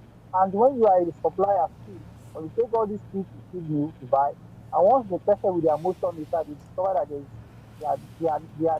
are not dried enough for them to use for their product, which is the feed. You have a problem. So one thing I always encourage the way forward is to look at the value chain activity. A lot of people are looking at agriculture as the best investment option. But a lot of people have Okay. invested and they have run away. Okay, All Mr. we need to Olumide, look at is the all entire sorry value to chain cut in there. Yes, I can hear from what you've said that the maize farmers are probably the ones selling the wrong grains to you. I do know that even poultry farmers come together to form societies that go into maize farming. If your business is so dependent on maize as a chief component of the feed, how much of collaboration would you advocate among poultry farmers who I am not saying should become maize farmers essentially, but probably they can pool resources together and come up with some arrangement that will better drag down the price of maize for you? Do you have that collaboration among poultry farmers to attack a common challenge? Actually, presently, we don't have such collaboration existing. something I always advocate for. Most of the time I talk with other post farmers, I do tell them if we can look at the cost of doing a maize, let's say we are using 280,000 to do a maize of 1 hectare, which is going to give you an average of 6 tons per hectare. So which means we look at the cost of input for the farmers, then we cannot look at the collaboration, maybe with all farmers association or Nigeria, we can now do a collaboration whereby we give them an input to grow for us and we do what we call agro model, whereby we do a collaboration with them, they grow for us and we offset. And we look at, okay, these are the quality standards we are looking at. So, and if you're able to have that collaboration, because we have to look for a sincere farmer. Because when you give farmers some input to go and plant for you, the problem most time is what we call side selling. And by the time you have a side selling, by the time you want to harvest, you want to get your produce from them, they begin to tell you stories. So their collaboration will enhance that aspect of having enough of maize to do our food. But presently, I think what we need to do most is collaboration with all those active players, those value chain activity lines. So, and that with that, we can reduce the limiting factor of shortage of maize. Okay, going forward, since you cannot actually ascertain the quality of the maize, what then should we be looking at regarding having feeds for the birds? Would it be better to just buy already produced feeds and then perhaps the agency in charge ensuring the quality of feeds instead of buying directly from the farmers and trying to make the feeds yourselves? I think the federal government agency, I think for a kind of, I don't know, they are in charge of all these produce quality assessment. I think it should be their role doing that. But when you are buying a feed, a formulated feed, already pre-made feed, the person that is producing the feed wants to make a profit. It is what the buyer will sell to you. But if you are a farmers and you're able to get maize and other things that you need yourself, and you're able to formulate yourself, it go a long way to reduce your cost of production. And most of the time, one thing I always recommend for our farmers is if we're able to look at that option of that collaboration, then we can do a kind of quality check of kind of meat that we want to buy. And we able to have understanding, a kind of memorandum of understanding between poultry farmers and their meat primary producers that have a quality control assessment point. All right, on a very last note, Mr. Olumide, let's talk about the profitability of the poultry business itself. I know you are competing directly with the foreign products that are being imported illegally into the country. How much of your profits or profitability is being eroded as a local poultry farmer in the face of this unfair competition? Most of what we do, when you are buying, like if your cost of production for one bed is about 1,500, and you're already spending like 1,700 of your cost of your budget for cost of production, it means it has affected your profit. Like you said when we were doing the program, you said a lot of people are just doing the business and they are afraid of if I quit business now, what else can I do? And this has affected a lot of profit. And when people are doing this and they can't pay their staff salary and they can't even survive on what they are doing, and people are just looking at that they are doing something. I have so many friends who have quit their pen and they said they can no longer do the post and they are going to another crop production. So these have affected a lot of profit, most of the poultry farmers presently, seriously. Thank you very much, Oladipo Olumide, for being with us on LA Exchange. Now we'll go over to another matter, but that will be after this break. Stay tuned.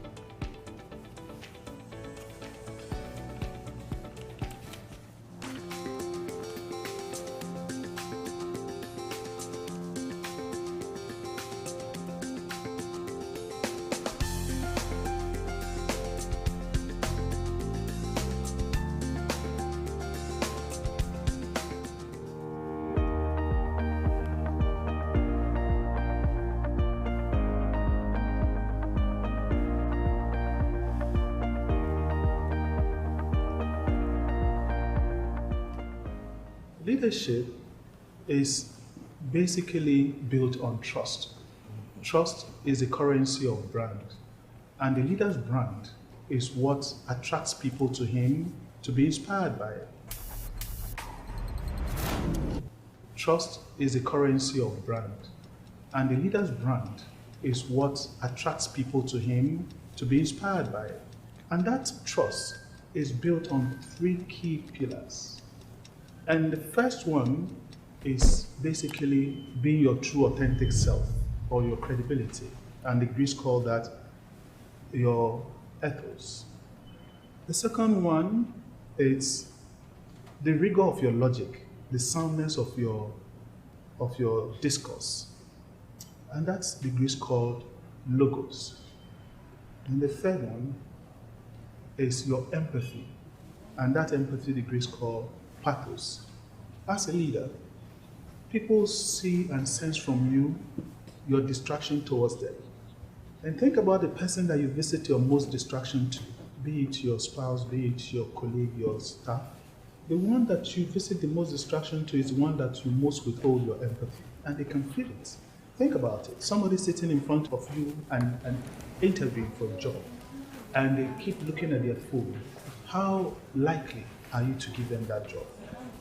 Probably not. But you display that all the time to people that look up to you, and you wonder why they don't see you as an effective leader. The other one, being the rigor of logic, is a bit easier to tackle because throughout life we are always on learning and relearning. And the best thing to do to stay current, apart from having your deep area of specialization, is to have what we call an inch deep and mile wide knowledge of a whole plethora of things, wide variety of things you learn about that makes you connected to people on various levels and increases your network. I think the other one, which is the credibility, is the one that we most flaunt. And that is the one that has got to do with being your true authentic self. And you find a lot of people, especially on social media, are trying to portray what they are not. They are trying to fake it. And it comes across very quickly when you are not being your true authentic self. And people pick it up and they don't trust you. If they don't trust you, they don't look up to you as a leader. Leadership is important. It is true leadership that we can nurture people to become future leaders. But we have to do it right. We have to earn it.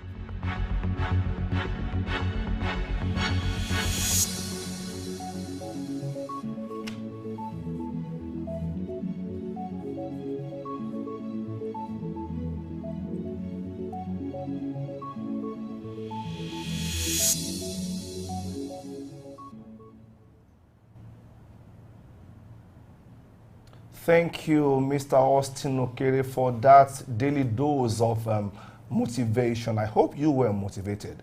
Then there is another economic motivation that is stimulating conversation here in the studio at this particular point in time, which is inflation rate in Nigeria. Earlier on, we mentioned something like that in our news review, but it is time to take a deep dive, like I always say, on the show. Just yesterday, it was reported by Nairametrics that Nigeria's inflation accelerates to 22.79% in June 2023. Of course, they talk about fiscal policies, monetary policies, and so on and so forth as some of the factors driving up inflation. And inflation is assumed to be so many things in so many quarters. What does it mean, and how is it impacting on the survival of the average Nigerian out there? And what can we do as a people or as a government to bring it down? I am not alone on the conversation. Blessing is here and Idahosa also. Here, some time ago, Nigeria's inflation rate was at single digits. And so when it started growing to double digit, there were fears that, oh, it has gotten to double digits. And before you know it, it's even grew more. Still at double digit, but at 22.79%. That is really high. And it is good to note that food inflation is what has actually contributed to the high inflation in Nigeria. Food inflation for the month of June stood at over 25%. Of course, people must eat. The price, the increase in price of food, because there is not enough production, not to mention the logistic issues, having to transport food being produced mainly from the northern part of Nigeria. A lot of food items that are consumed to other parts of the country. These are some of the issues that have resulted in the increase in food inflation, and by extension, the inflation that we're having. The CBN has, in one way or the other, tried to control inflation, but it seemed not to be abating. So we'll turn over now to you. Let me ask you, Idahosa, what is inflation as it affects the ordinary man on the street? Because our prices seem to be very arrogant. I mean, commodity prices. Yeah, inflation, simply put, is that sustained level of increase in the prices of consumer goods and services over a long or a period of time. In other words, you are saying that what your money in your pocket can buy keep reducing. So you have 20 naira yesterday, and it could feed a family of 4. And today you have same 20 naira, it can barely feed a family of 2. So you say there's inflation.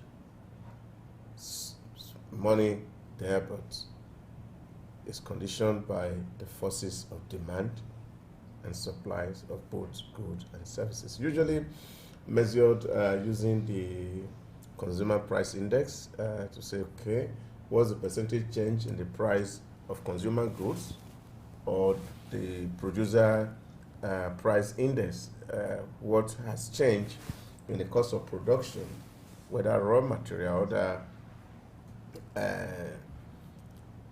areas of production that is increasing, that is pushing prices of commodity up out of the reach of the ordinary man on the street. So once you have those conditions, you see the nation or a country is experiencing inflation, because the value of your currency has gone down vis-a-vis what it can buy. Like I mentioned, the Central Bank of Nigeria has tried different policies, different measures to curb inflation from skyrocketing. Now, but looking at how those measures have not really yielded significant results, so what should we do? What kind of policies should the CBN be looking at? What kind of monetary and even fiscal policies should be employed right now to tackle inflation rates? I think what has actually made the war against inflation, let me use that word, really difficult, is the lack of coordination between the monetary policy and the fiscal policy. That's the real pain. You see, it's a well-known fact that most government agencies all act in silos. And as they are acting in silos, they'll be working at cross purposes. Because there are some elements of what the agency in charge of fiscal policy will need to do, and those in charge of the monetary policy need to do. Now, when you're talking about inflation, you know, there are basically different types of inflation. It's either it's demand that is driving the inflation. In other words, people have so much money in their hands and they want to buy more goods and the supply is reduced. In that case, what you see, you find that the demand for that consumer goods is driving inflation, or it will be cost push. In other words, you are having increase in the cost of production, and that is driving your inflation. Or sometimes it's even built-in inflation. In this case, you're saying that you are having an expectation that prices are going to increase. And what that will mean is that worker will begin to demand review of salary in advance. And then that put more money in the hands of workers that can also drive inflation. Or sometimes it could even be the monetary policy itself that is put in place that can drive this inflation. Now, if you are trying to put more money in the circulation, for example, so that people can have access to a fund, and then the fiscal policy through taxation is taking out money from the circulation, you find that you are not sinking your operations. So this acting at cross purpose between the CBN and in Nigeria, is in our case, and then the Ministry of Finance, is actually one of the real issues that we need to look at very critically, so that why those that are in charge of fiscal policy and monetary policy must sit down around table to agree on what common purpose to pursue and which angle to take it from. Is it to drive down demand, or is it to also drive down cost of production? Okay. And then that it will be based on our understanding whether it is the demand that is driving the inflation, or it is the cost that is driving inflation. Okay, let's talk about import dependency, because we depend on importation of a lot of the consumables in this part of the world. And we know that since we don't trade globally in Naira, we trade in hard currencies, and the exchange rate is not putting us on the favorable side of the divide as a country at this point. I know that in times past, the government, I mean the federal government, has tried to impose import taxes on some classes of goods that are considered to be able to, that we should be able to produce locally, and even those that are not considered essential. But the effort seems not to be yielding, because we are still importing a lot of what we're consuming. We are probably one of the few nations in the world that produce what they don't consume and consume what they don't produce. Where do we go from here? Yeah, that's a real problem, and that is what we need to deal with, because the level of productivity in our environment is so low, and that's terrible. You know, earlier on this segment, you were talking about poultry farm and the rest of it. I always say to people that the kind of problem we're having is so unique that there's no way to define it. That you have a market for products, and you have the opportunity to create that market, what will satisfy that market. We have the human being, we have the land. We're saying that over the arable land in Nigeria, it's only about 35% has been cultivated. Leaving us with 65%. Yes, we still have about 65% of land not cultivated. Now, we are talking about poverty. We're talking about unemployment. We're talking about we can't even produce feed to give to poultry farmers that they can use to feed their birds. So this is a real contradiction in terms. And I think this is where we really need to speak to what our issues are, which are issues about value. That you are having a population of very young people who had been given a very wrong orientation and impression about what success in life is. So that has driven down our level of productivity. People are not actually engaged in what should actually bring food to the table. It's unbelievable that we are not self-sufficient in terms of food production. But if you go out there now to see ask, you will still hear people talking about opening of borders so that goods can come in, without necessarily understanding the implication of that to the general economy and how it creates more poverty and weaken our economy. This is the real challenge. that the nation faces. So how can government promote sustainable agricultural practices? Because one of the things that the poultry farmer we talked to mentioned is the quality of the feeds produced. So they have fear, and they have also experienced that when they buy some feed, because the grains are not properly processed, it results in them having trouble after using it, maybe the outbreak of a bacterial infection. So how then, what should be done to ensure sustainable agricultural practices having a value chain that is effective?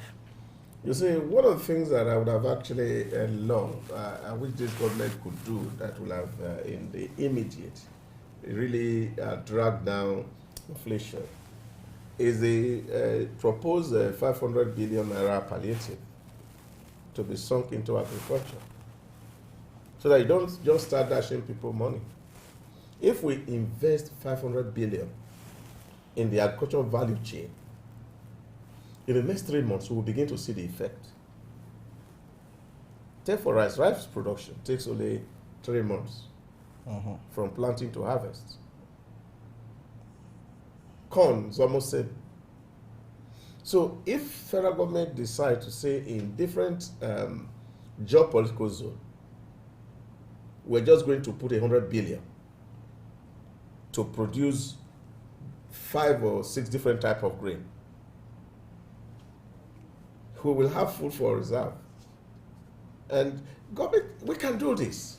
All we need to do is to look at our institutions, our Greek institutions, our research institutions, and ask them to draw up a workable program which will engage a lot of young people who will be paid to work in these farms, and then they are properly monitored to ensure that, of course, the produce are not siphoned. And then we can push this into the market at market value, and then it will drag down significantly the cost of this inflation that we're talking about in the environment. All right, let's look at the tax reform system in Nigeria. Just last week or thereabout, the federal government had to wade into a particular proposed tax increase for some sectors of the economy. We do know that eventually, because those who are into business are doing business for profit, except it's a non-profit, for instance. Eventually, the man on the street is the one that will bear the brunt of any tax increase. Now, what are the reforms that we have to look into from the policy level as a country to ensure that we don't overtax the taxpayers, I mean companies and industries and sectors, and eventually we don't end up, passing the burden down to us in the form of price increase, which feeds the inflation ego in the first place. What reforms should we do at the policy level for tax? Well, I think the government also had taken some steps by setting up a committee to look at the tax policy in Nigeria, and a very competent hand also was engaged to chair that committee, and the particular person in question has been advocating for no further tax, but rather widening the tax length so that at least it can accommodate so many people and then a full share of the revenue of government. So we're expecting that they will be able to come out with a policy to see how to actually harmonize, because the real issue is not just is the multiple taxation that's actually affecting companies and those who are involved in business.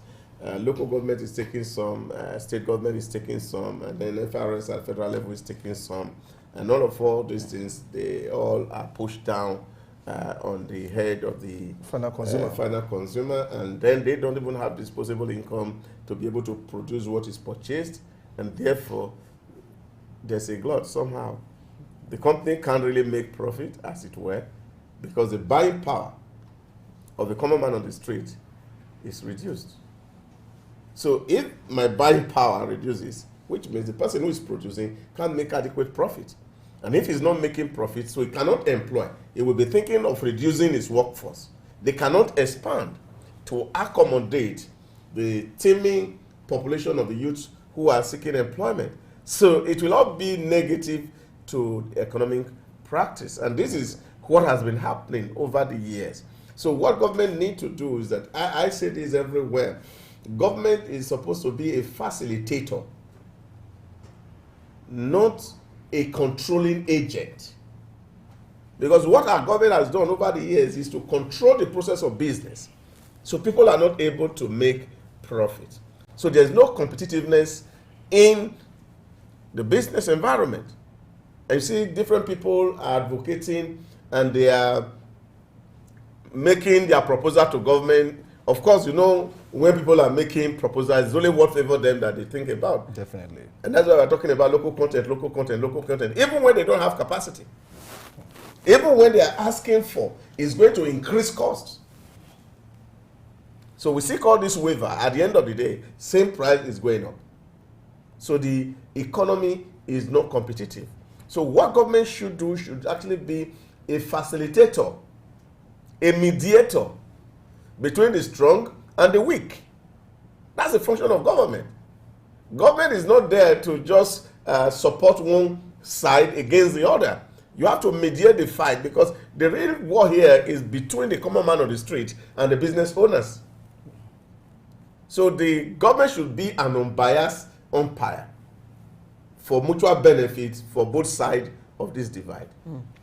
Now, looking at the inflation increase again, wage growth is one thing too that also increase inflation. And this is a time where there have been calls for wage increase. And now with the increase in pump price, that call will become stronger. What is the way to go about it? Because workers will demand for wage increase. And when that happens, the business people too will also increase price of goods and services. You see, I think sometimes we also politicize too much our wage increases. And while the debate is on, local people are figuring how to also increase the price of their goods and services. And I think the best practice really is to actually tie wage increase to consumer price index, CPI. That's the way to go. So you don't even have to discuss increment of your wage. Once it's tied to consumer price index and that index increases, the same rate at which the consumer price index increases will naturally just increase. So you don't need any form of negotiation, because negotiation is actually a precipitant for inflation. Because while people are negotiating them and they say, oh, government has approved 200,000 naira for civil servants, and then of course you are thinking that everybody has received 200,000 naira, including those who are working in the private sector. But it doesn't work that way. So what federal government should do is to tie wage increment to consumer price index. So as that index is increasing, then the wage increases. If the index is going down, the wage also go down. That will be very transparent. That will be very tough anyway. That will be very tough. There is a particular constituency that suffers more when you have inflation. That is the fixed income earners. Because if I were to be into business, if this rises, I jack up my own products also, I mean the prices. But for those who are earning fixed income, it becomes a problem. How are they meant to be able to navigate the dynamics of inflation when you really can't tell your employer that please increase my, my salary? Well, I think it's also have to do with strategic planning. If those who are at the helms of affairs will really appreciate and know that those who have worked over the period of time, because these real people are people who are on pension most especially. And what you see is that they receive pension gradually. Something was done in the UAE some years ago when government has to float an IPO for telecom for school teachers in the United Arab Emirates. What they did, the Etisalat in UAE is actually owned by public school teachers. Okay. Government knows that these people, you see, they earn salary and the chances of those salary increasing is high. And when they retire, they are going to be depending on pension. And if inflation comes, pension can sustain them. So what government did, they floated this primary offer for Etisalat and asked all teachers to subscribe to the offer. at 40,000 dirham each.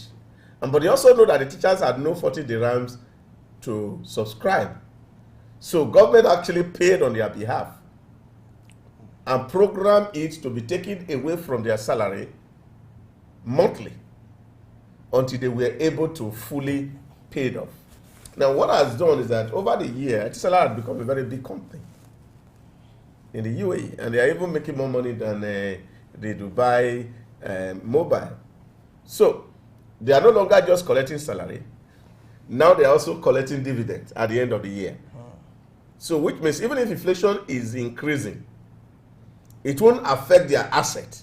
It can only affect the money that comes to them.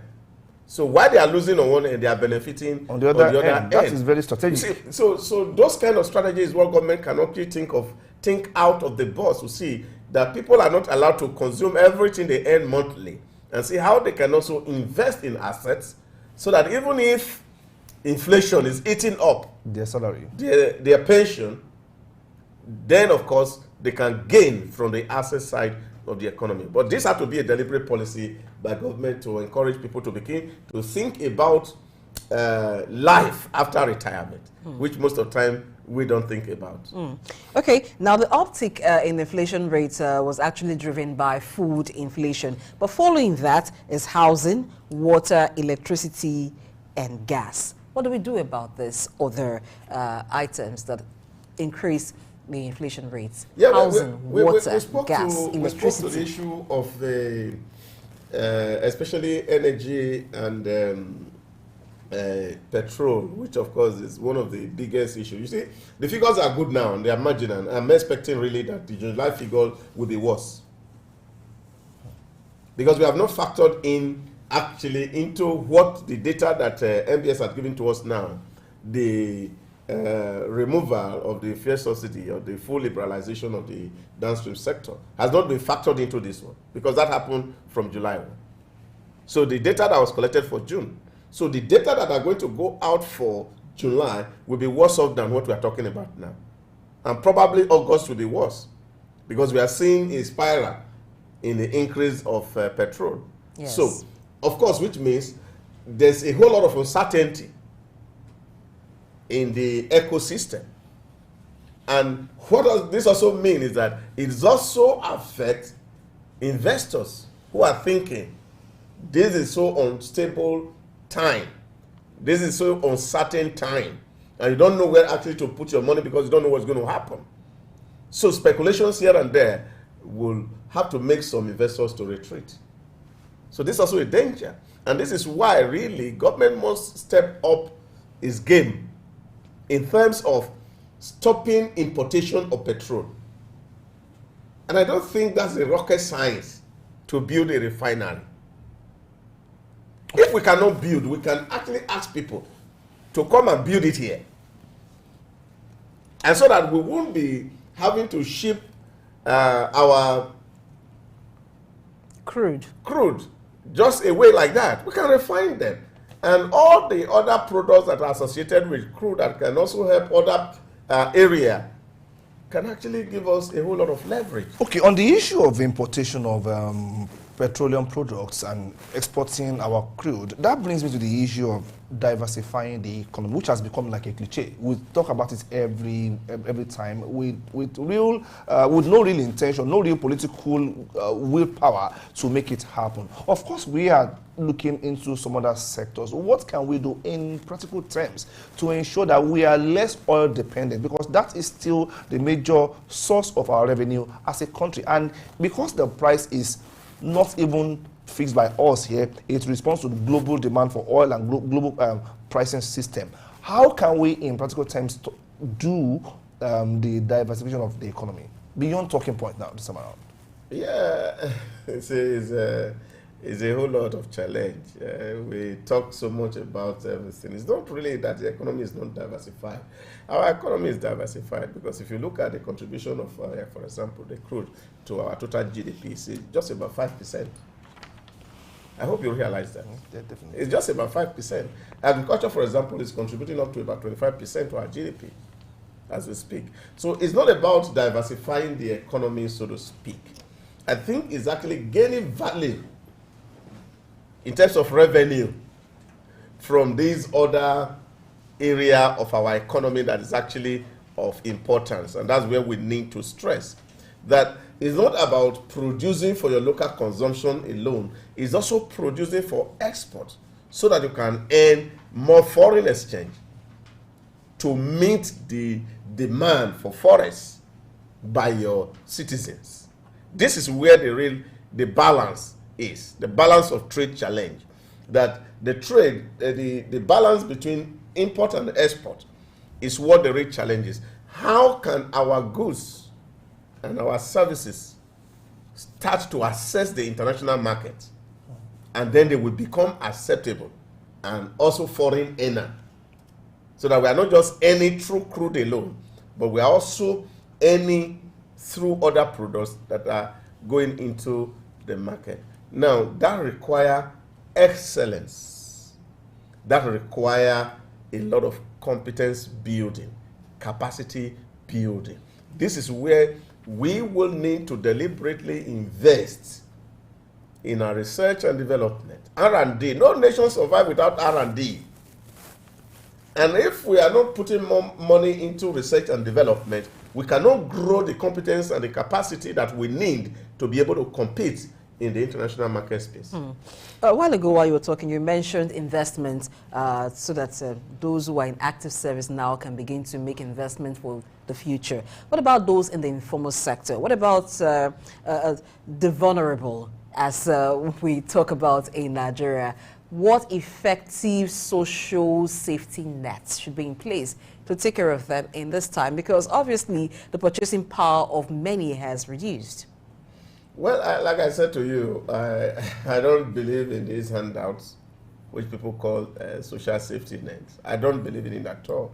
And I think what is important is that people should be sufficiently enlightened and educated and be taught how to catch fish. That's my view. So, when you give handouts to people, what they are calling palliatives or social security, all you're doing is you are encouraging laziness, you are encouraging unproductivity, because people will just be waiting at the end of the month, I get 5,000 and say I'm vulnerable because I'm poor. I don't think that's the way to go. What government should do is, number one, ensure that people become very hardworking. You know, it is difficult for us to sit down here around studio and say you have a lot of young people who are active, vibrant, and then they are called vulnerable and say there's no employment. And yet there are a lot of jobs to be done and the jobs are not fixed. We don't have light. We don't have water. We don't have basic infrastructure. And we are also saying we don't have employment. So how do we get people to become productive? That only can come through a very functional educational system. All right, that's a challenge to our educational institutions. Idahosa or Samanzi, I'd like to say thank you for being with us in this particular segment of the show. It's been very educative. Inflation is here and we can't run away, we have to fix it. And it's not just about the government alone, it's about you and I as Nigerians. And as Africans, we have to sort our issues out through maybe not too much of hard work, as some would say, maybe smart work, as the case may be. Because I recall a time when a government of Nigeria said Nigeria, most of the youths are actually lazy. That called for a lot of backlash. It didn't say it was lazy. It said they were idle.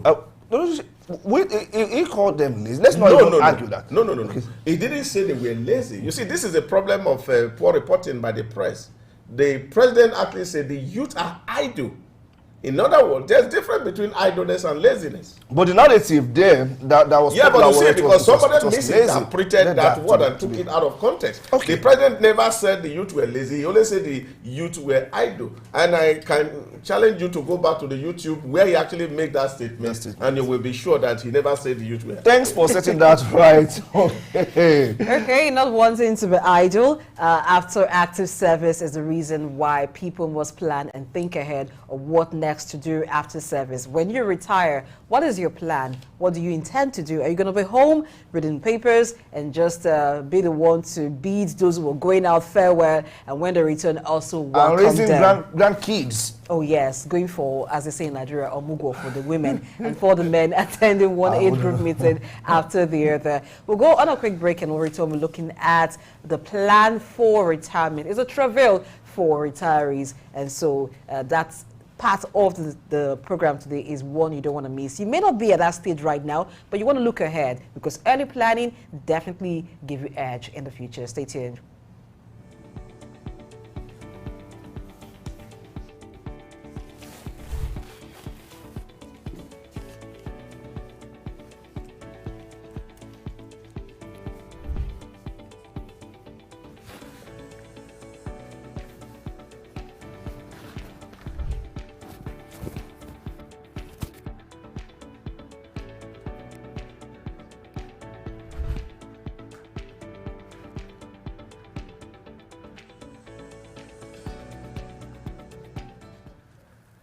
So some time ago, I came up with this idea to establish a TV station. It was about 17 years ago, and the idea was for us to have a TV station to rival a particular TV station.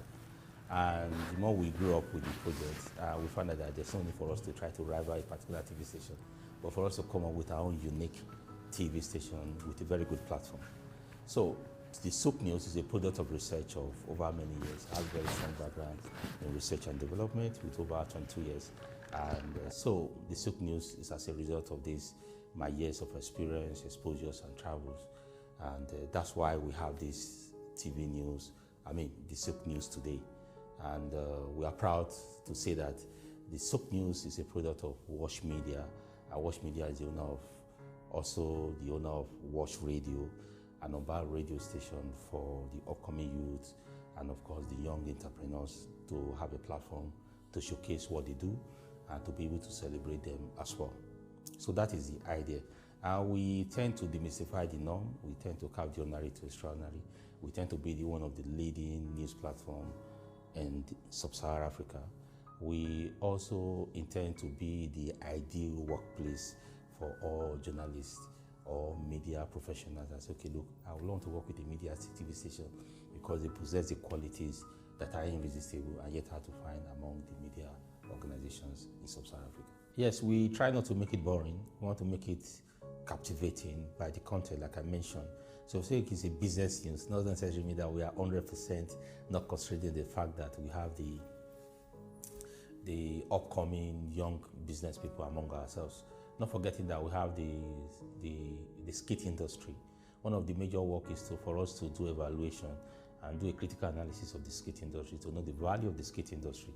It's one of the major pride of Nigeria in recent years. And the entertainment industry. When you're talking about entertainment, you know that we're talking about the young, sharp, brilliant, innovative, creative, those people working behind the camera, those people in the front of the cameras.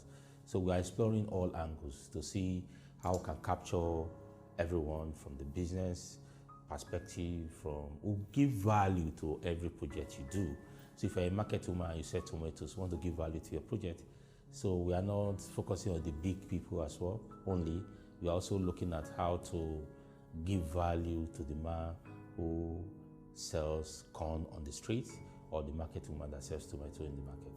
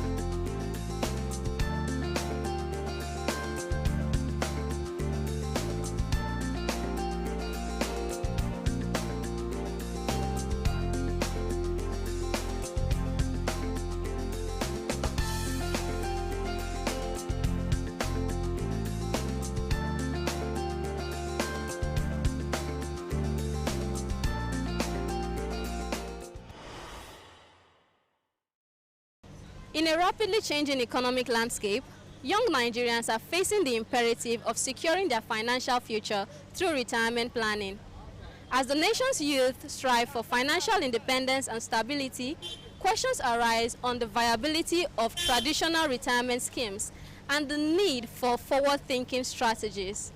From the bustling streets of Lagos, we'll hear firsthand on how young, ambitious Nigerians are crafting their retirement plans. Traditionally, retirement planning was often associated with the twilight years of life. However, today's youth are challenging this notion, understanding that the earlier they start planning, the greater the potential rewards. Some persons note that beginning retirement savings in the early stages of one's career can significantly impact the level of financial comfort during post-work years. But what I learned is that someone that is doing this type of job, maybe you are doing civil servants or stuff that, like, you know, so those are the people that retires because of some one or two reasons. Maybe their family, maybe they transfer them from maybe, okay, so for instance, people that came from Kaduna, he now transferring down to Lagos, and he spent like more than 20 or 25 years for Lagos. So even the guy will easily want to retire because he want to be with his family or with our family or with our people, you know. The problem we have in this country is that 70% of the civil servants are lack of orientation about investment, about the future, the future after the service. That is what is making 70% of the Nigerian civil service employees to have problem, because most of them don't plan for the future, invest for the future. If you fail to plan, you plan to fail. If we can go somewhere and learn about what retirement plan is, you know, people might think retirement plan is just all about just saving money for the future, but it's more than that. So, for some, retirement is no longer simply about leisurely pursuits, but a chance to pursue personal passions, explore entrepreneurship, and give back to the society. Nigerian youth aspire to achieve financial freedom that will enable them to make the most of their retirement years actively. My advice to the companies that they should assist all their employees to open this pension scheme for them, because it's very, very necessary to have your pension. To have your pension skill, so that at least in time goes on, after your 35 years in service, you have something that you go on with, you have something that you fall back on. As Nigeria's youth embrace the importance of retirement planning, there is optimism that a generation of financially secure and empowered individuals will emerge. Seun Ajayi, Souk News.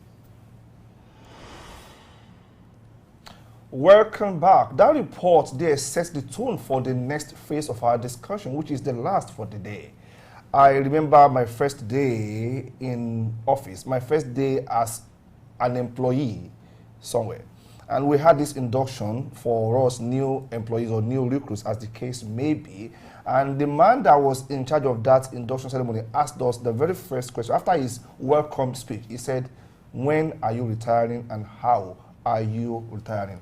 That question for me was a misfiring, because I still had 35 years in active service because I was just starting out, and I was still like 33 years or 34 years away from clocking the age of 60. Eternity. And now, but when I started seeing retirees and the travails they go through, I realized the need for that particular question. It was the right question that must be asked on your first day in office. Blessing.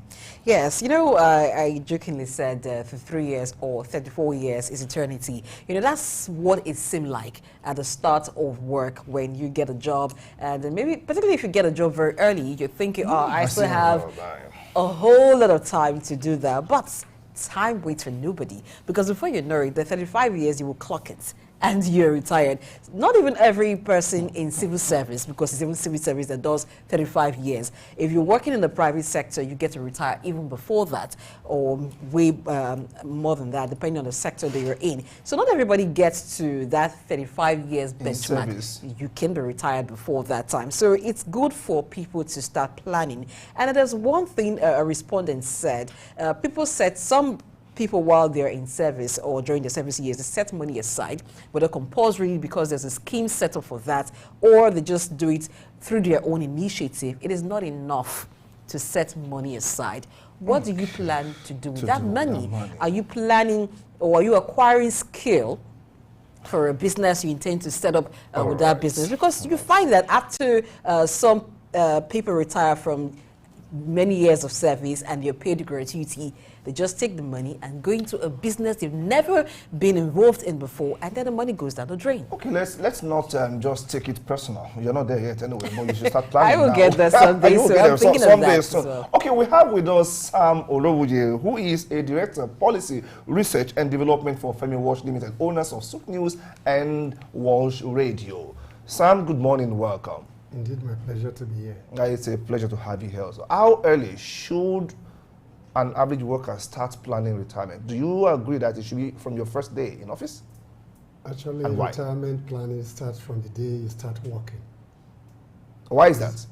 It's important that you understand to set your financial goals from the days you're employed, and you plan for your retirement from the very first day you get your job.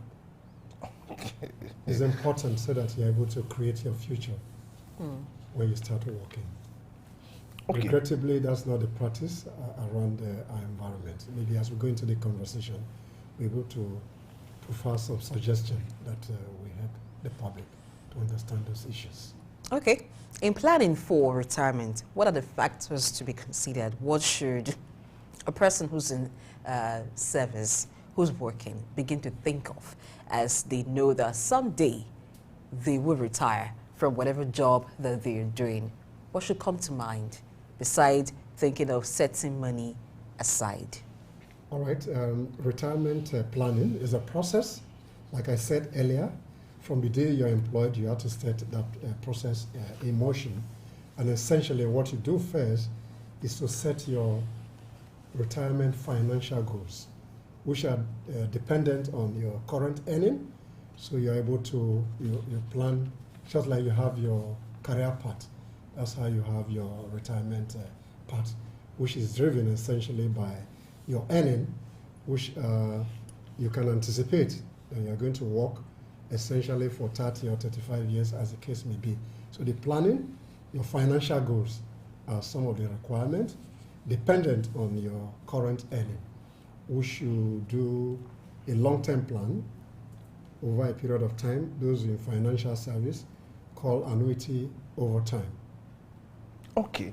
There are global best practices for preparing for retirement, as we have the literature. They say start early, create a budget, diversify, and so on and so forth. But why do we in this part of the world find it difficult to start very early? Is it because we think we have all the time, like we said? 30 years is just 10 years in 3 places.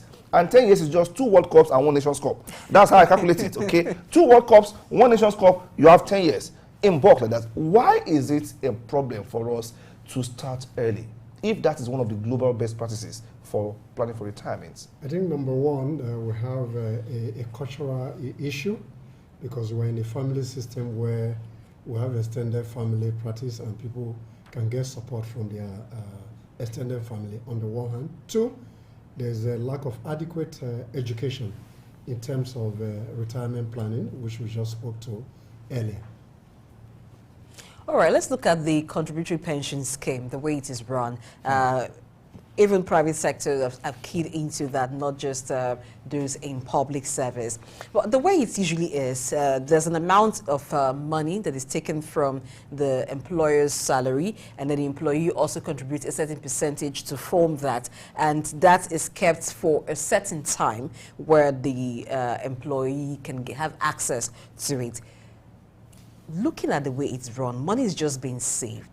The money is not yielding interest. It is not put into any investment. Is there a need to restructure that arrangement?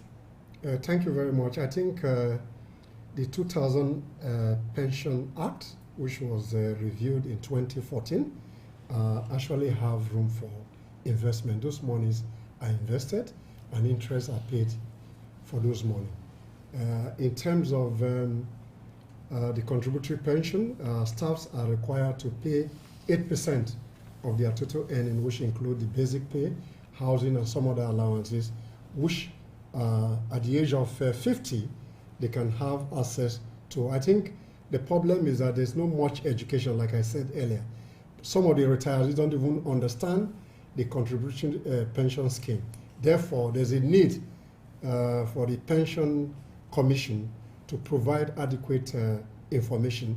And the government, on the other hand, to a very large extent, has been reckless, in my view, in terms of making payment for their own contributions for their employees.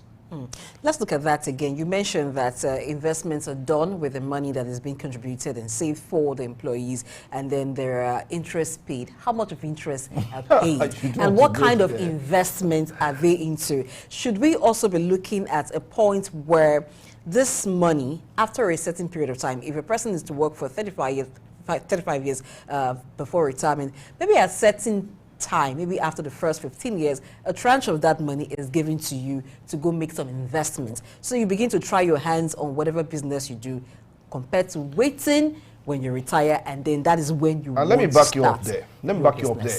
It seems you are insulting our sensibilities in a particular context that we can't actually manage our future. And you are entrusting your future into the hands of pension fund managers or administrators who sometimes go into, there is pension fraud, of course, everywhere. Now, don't you, people think waiting till I'm 50 is way too long to now start doing some investments? Unfortunately, not everybody gets to see that particular, return on investment. Oh, God forbid. Okay. Now she is asking, and I think I want to corroborate that. Shouldn't we have access to that? Maybe part of that money when we can still make use of it, and you keep the rest for us. No, I don't think so. What, like I said earlier, it has to do with education. Once you subscribe to the contributory pension, is your own right that your pension service provider was supposed to update you on a monthly or a quarterly basis of the accruals that is earned on your contributory pension, on the one hand. On the other hand, is a safeguard for your future. And that scheme, in my view, from 2004 and the reforms that were made in 2014 actually has provided adequate safety guard for employees across the country. And I think it's a very good policy that helps people to secure their future. What is important is that people should get more education. So the interest elements that are accrued are there. I think on a quarterly basis, I get what is accruable to my pension. For the purpose of marketing, I won't mention the provider. Okay. I have what is accruable. I'm already on that pension scheme because I did a voluntary retirement for where I used to work to go into private practice. So those items are there, but people don't really lend themselves to those information. So your contribution to date, your interest accruals are there in the public space. All you need to know is to go to your PFA so that you can know amount that you have contributed. Okay. And the way those things are worked out later, even when you're 50 and above, you have control over your pension. You really have control. And that's what the policy says. Okay, let's look at the kind of investments a typical retiree, since you are in that zone already, you just owned up to that, you have a measure of experience, essentially. The practice you will find with most people is if you served actively as a medical practitioner, you want to look at investment in that line. If you are an engineer, you want to go into engineering services and probably being a consultant. And it doesn't work out like that for many people, because by the time you are retiring, you don't have the energy again to drive most of these private initiatives. This is where buying into stocks and bonds and so on and so forth comes in. From your own perspective, what is better in terms of an advice for those who are going into retirement? Are you meant to still focus on your core area of expertise while you are in active service, or you could just open up yourself to new influences? That's my question. I think those ones are based on individual preferences. perception, yes, preferences.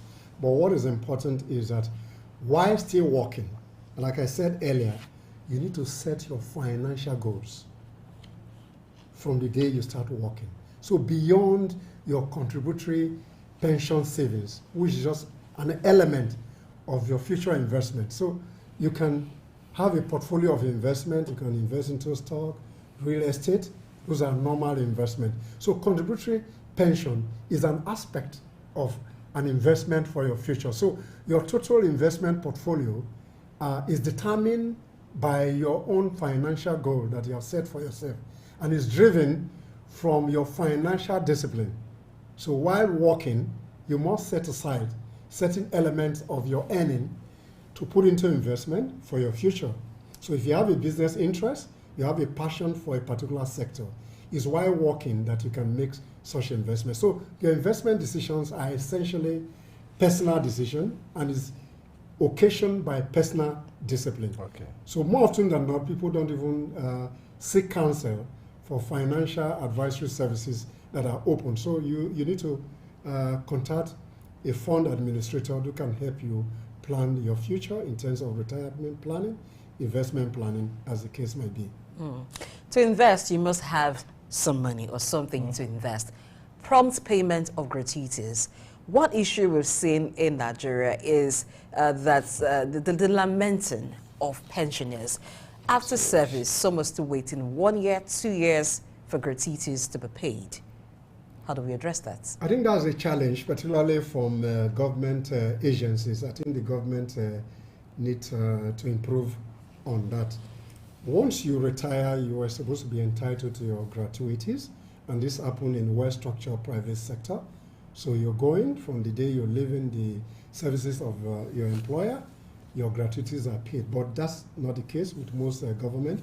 Even the government, some government agencies and departments are guilty of not even remitting the pension fund as at when due. So there's a need to engineer those processes so that people can get their gratuity.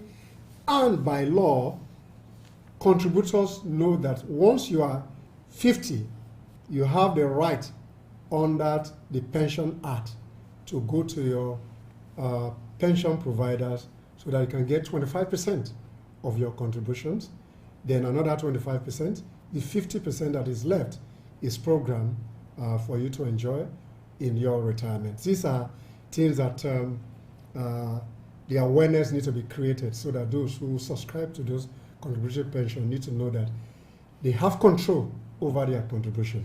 Okay. Where the challenge is the government that don't make contributions at when due. So they need to improve on payment of gratuities when people retire. Then the remaining contributory pensions are managed adequately as the law provided from the age of 50. Okay. Where you're entitled to your 25%. All right. This next question is very important. Retirees feel they are excluded. There's this social exclusion that they feel they are seen as burdensome to some people, which is actually wrong itself. And this needs to reassociate, to re-underscore my relevance, pushes some of them into remarrying at retirement. Maybe you're having that kind of plan too. When I'm remarrying to fit into the frame. I don't understand that question. No, I'm saying, okay, that was just meant to lighten up the mood. I am saying that there is this issue of social exclusion that retirees feel. They still want to be seen to be relevant, but that is not happening in some cases, and it pushes them into a lot of activities that are not really healthy for them, for their finances at that point in time. How should a typical retiree handle the case of social exclusion? I don't think they're really social exclusion. It's a perception. Yeah, I think it's a perception. Because they see them as burden. No, I don't think so. The problem that they have under this new contribution scheme is that most of them are not aware that they have control over their contribution. Therefore, once you retire from active service and you have your discharge certificate, in the case of public sector, private sector, your retirement letter, you walk into your PFA to assess your first 25%. That is what the narrative that we need to push there. Most people don't know of this. And if there's an infraction, they have right under the law to approach pension commission so that they can get a redress in the first instance, and they can assess that through other legal means. That's what the policy require people to do. On the other hand, when you talk about exclusion, I think maybe what you're saying is that social security should be provided for old people as you have in other jurisdictions. That again, that would be a very good campaign, and I think we can pursue that agenda in the public space. Yes, knowledge is key, and so the knowledge that you can actually have control over your pension contribution is one knowledge that you should take out from today's show if you are a pensioner or you're getting to that level. Starting early is key, and maybe acquiring one skill by your own initiative. Don't always to be pushed to do something. Just think about tomorrow and know that as you grow older, your strength level, of course, drops. Energy is not there again. While the sun shines. AY. Well, I am trying to make hay while the sun shines, and I'm advising you there watching me to start making hay while the sun still shines. That is the size of the show today. Thank you very much for staying with us. All the guests that featured today will say thank you. The in-house analysts will say thank you, and members of the team who produced this show for us, we want to say thank you. And to you, our viewers especially, thank you very much. We appreciate your company with us. I am Blessing AJ. Coming up at 10 o'clock will be Business Insights with Olaoluwa Awe.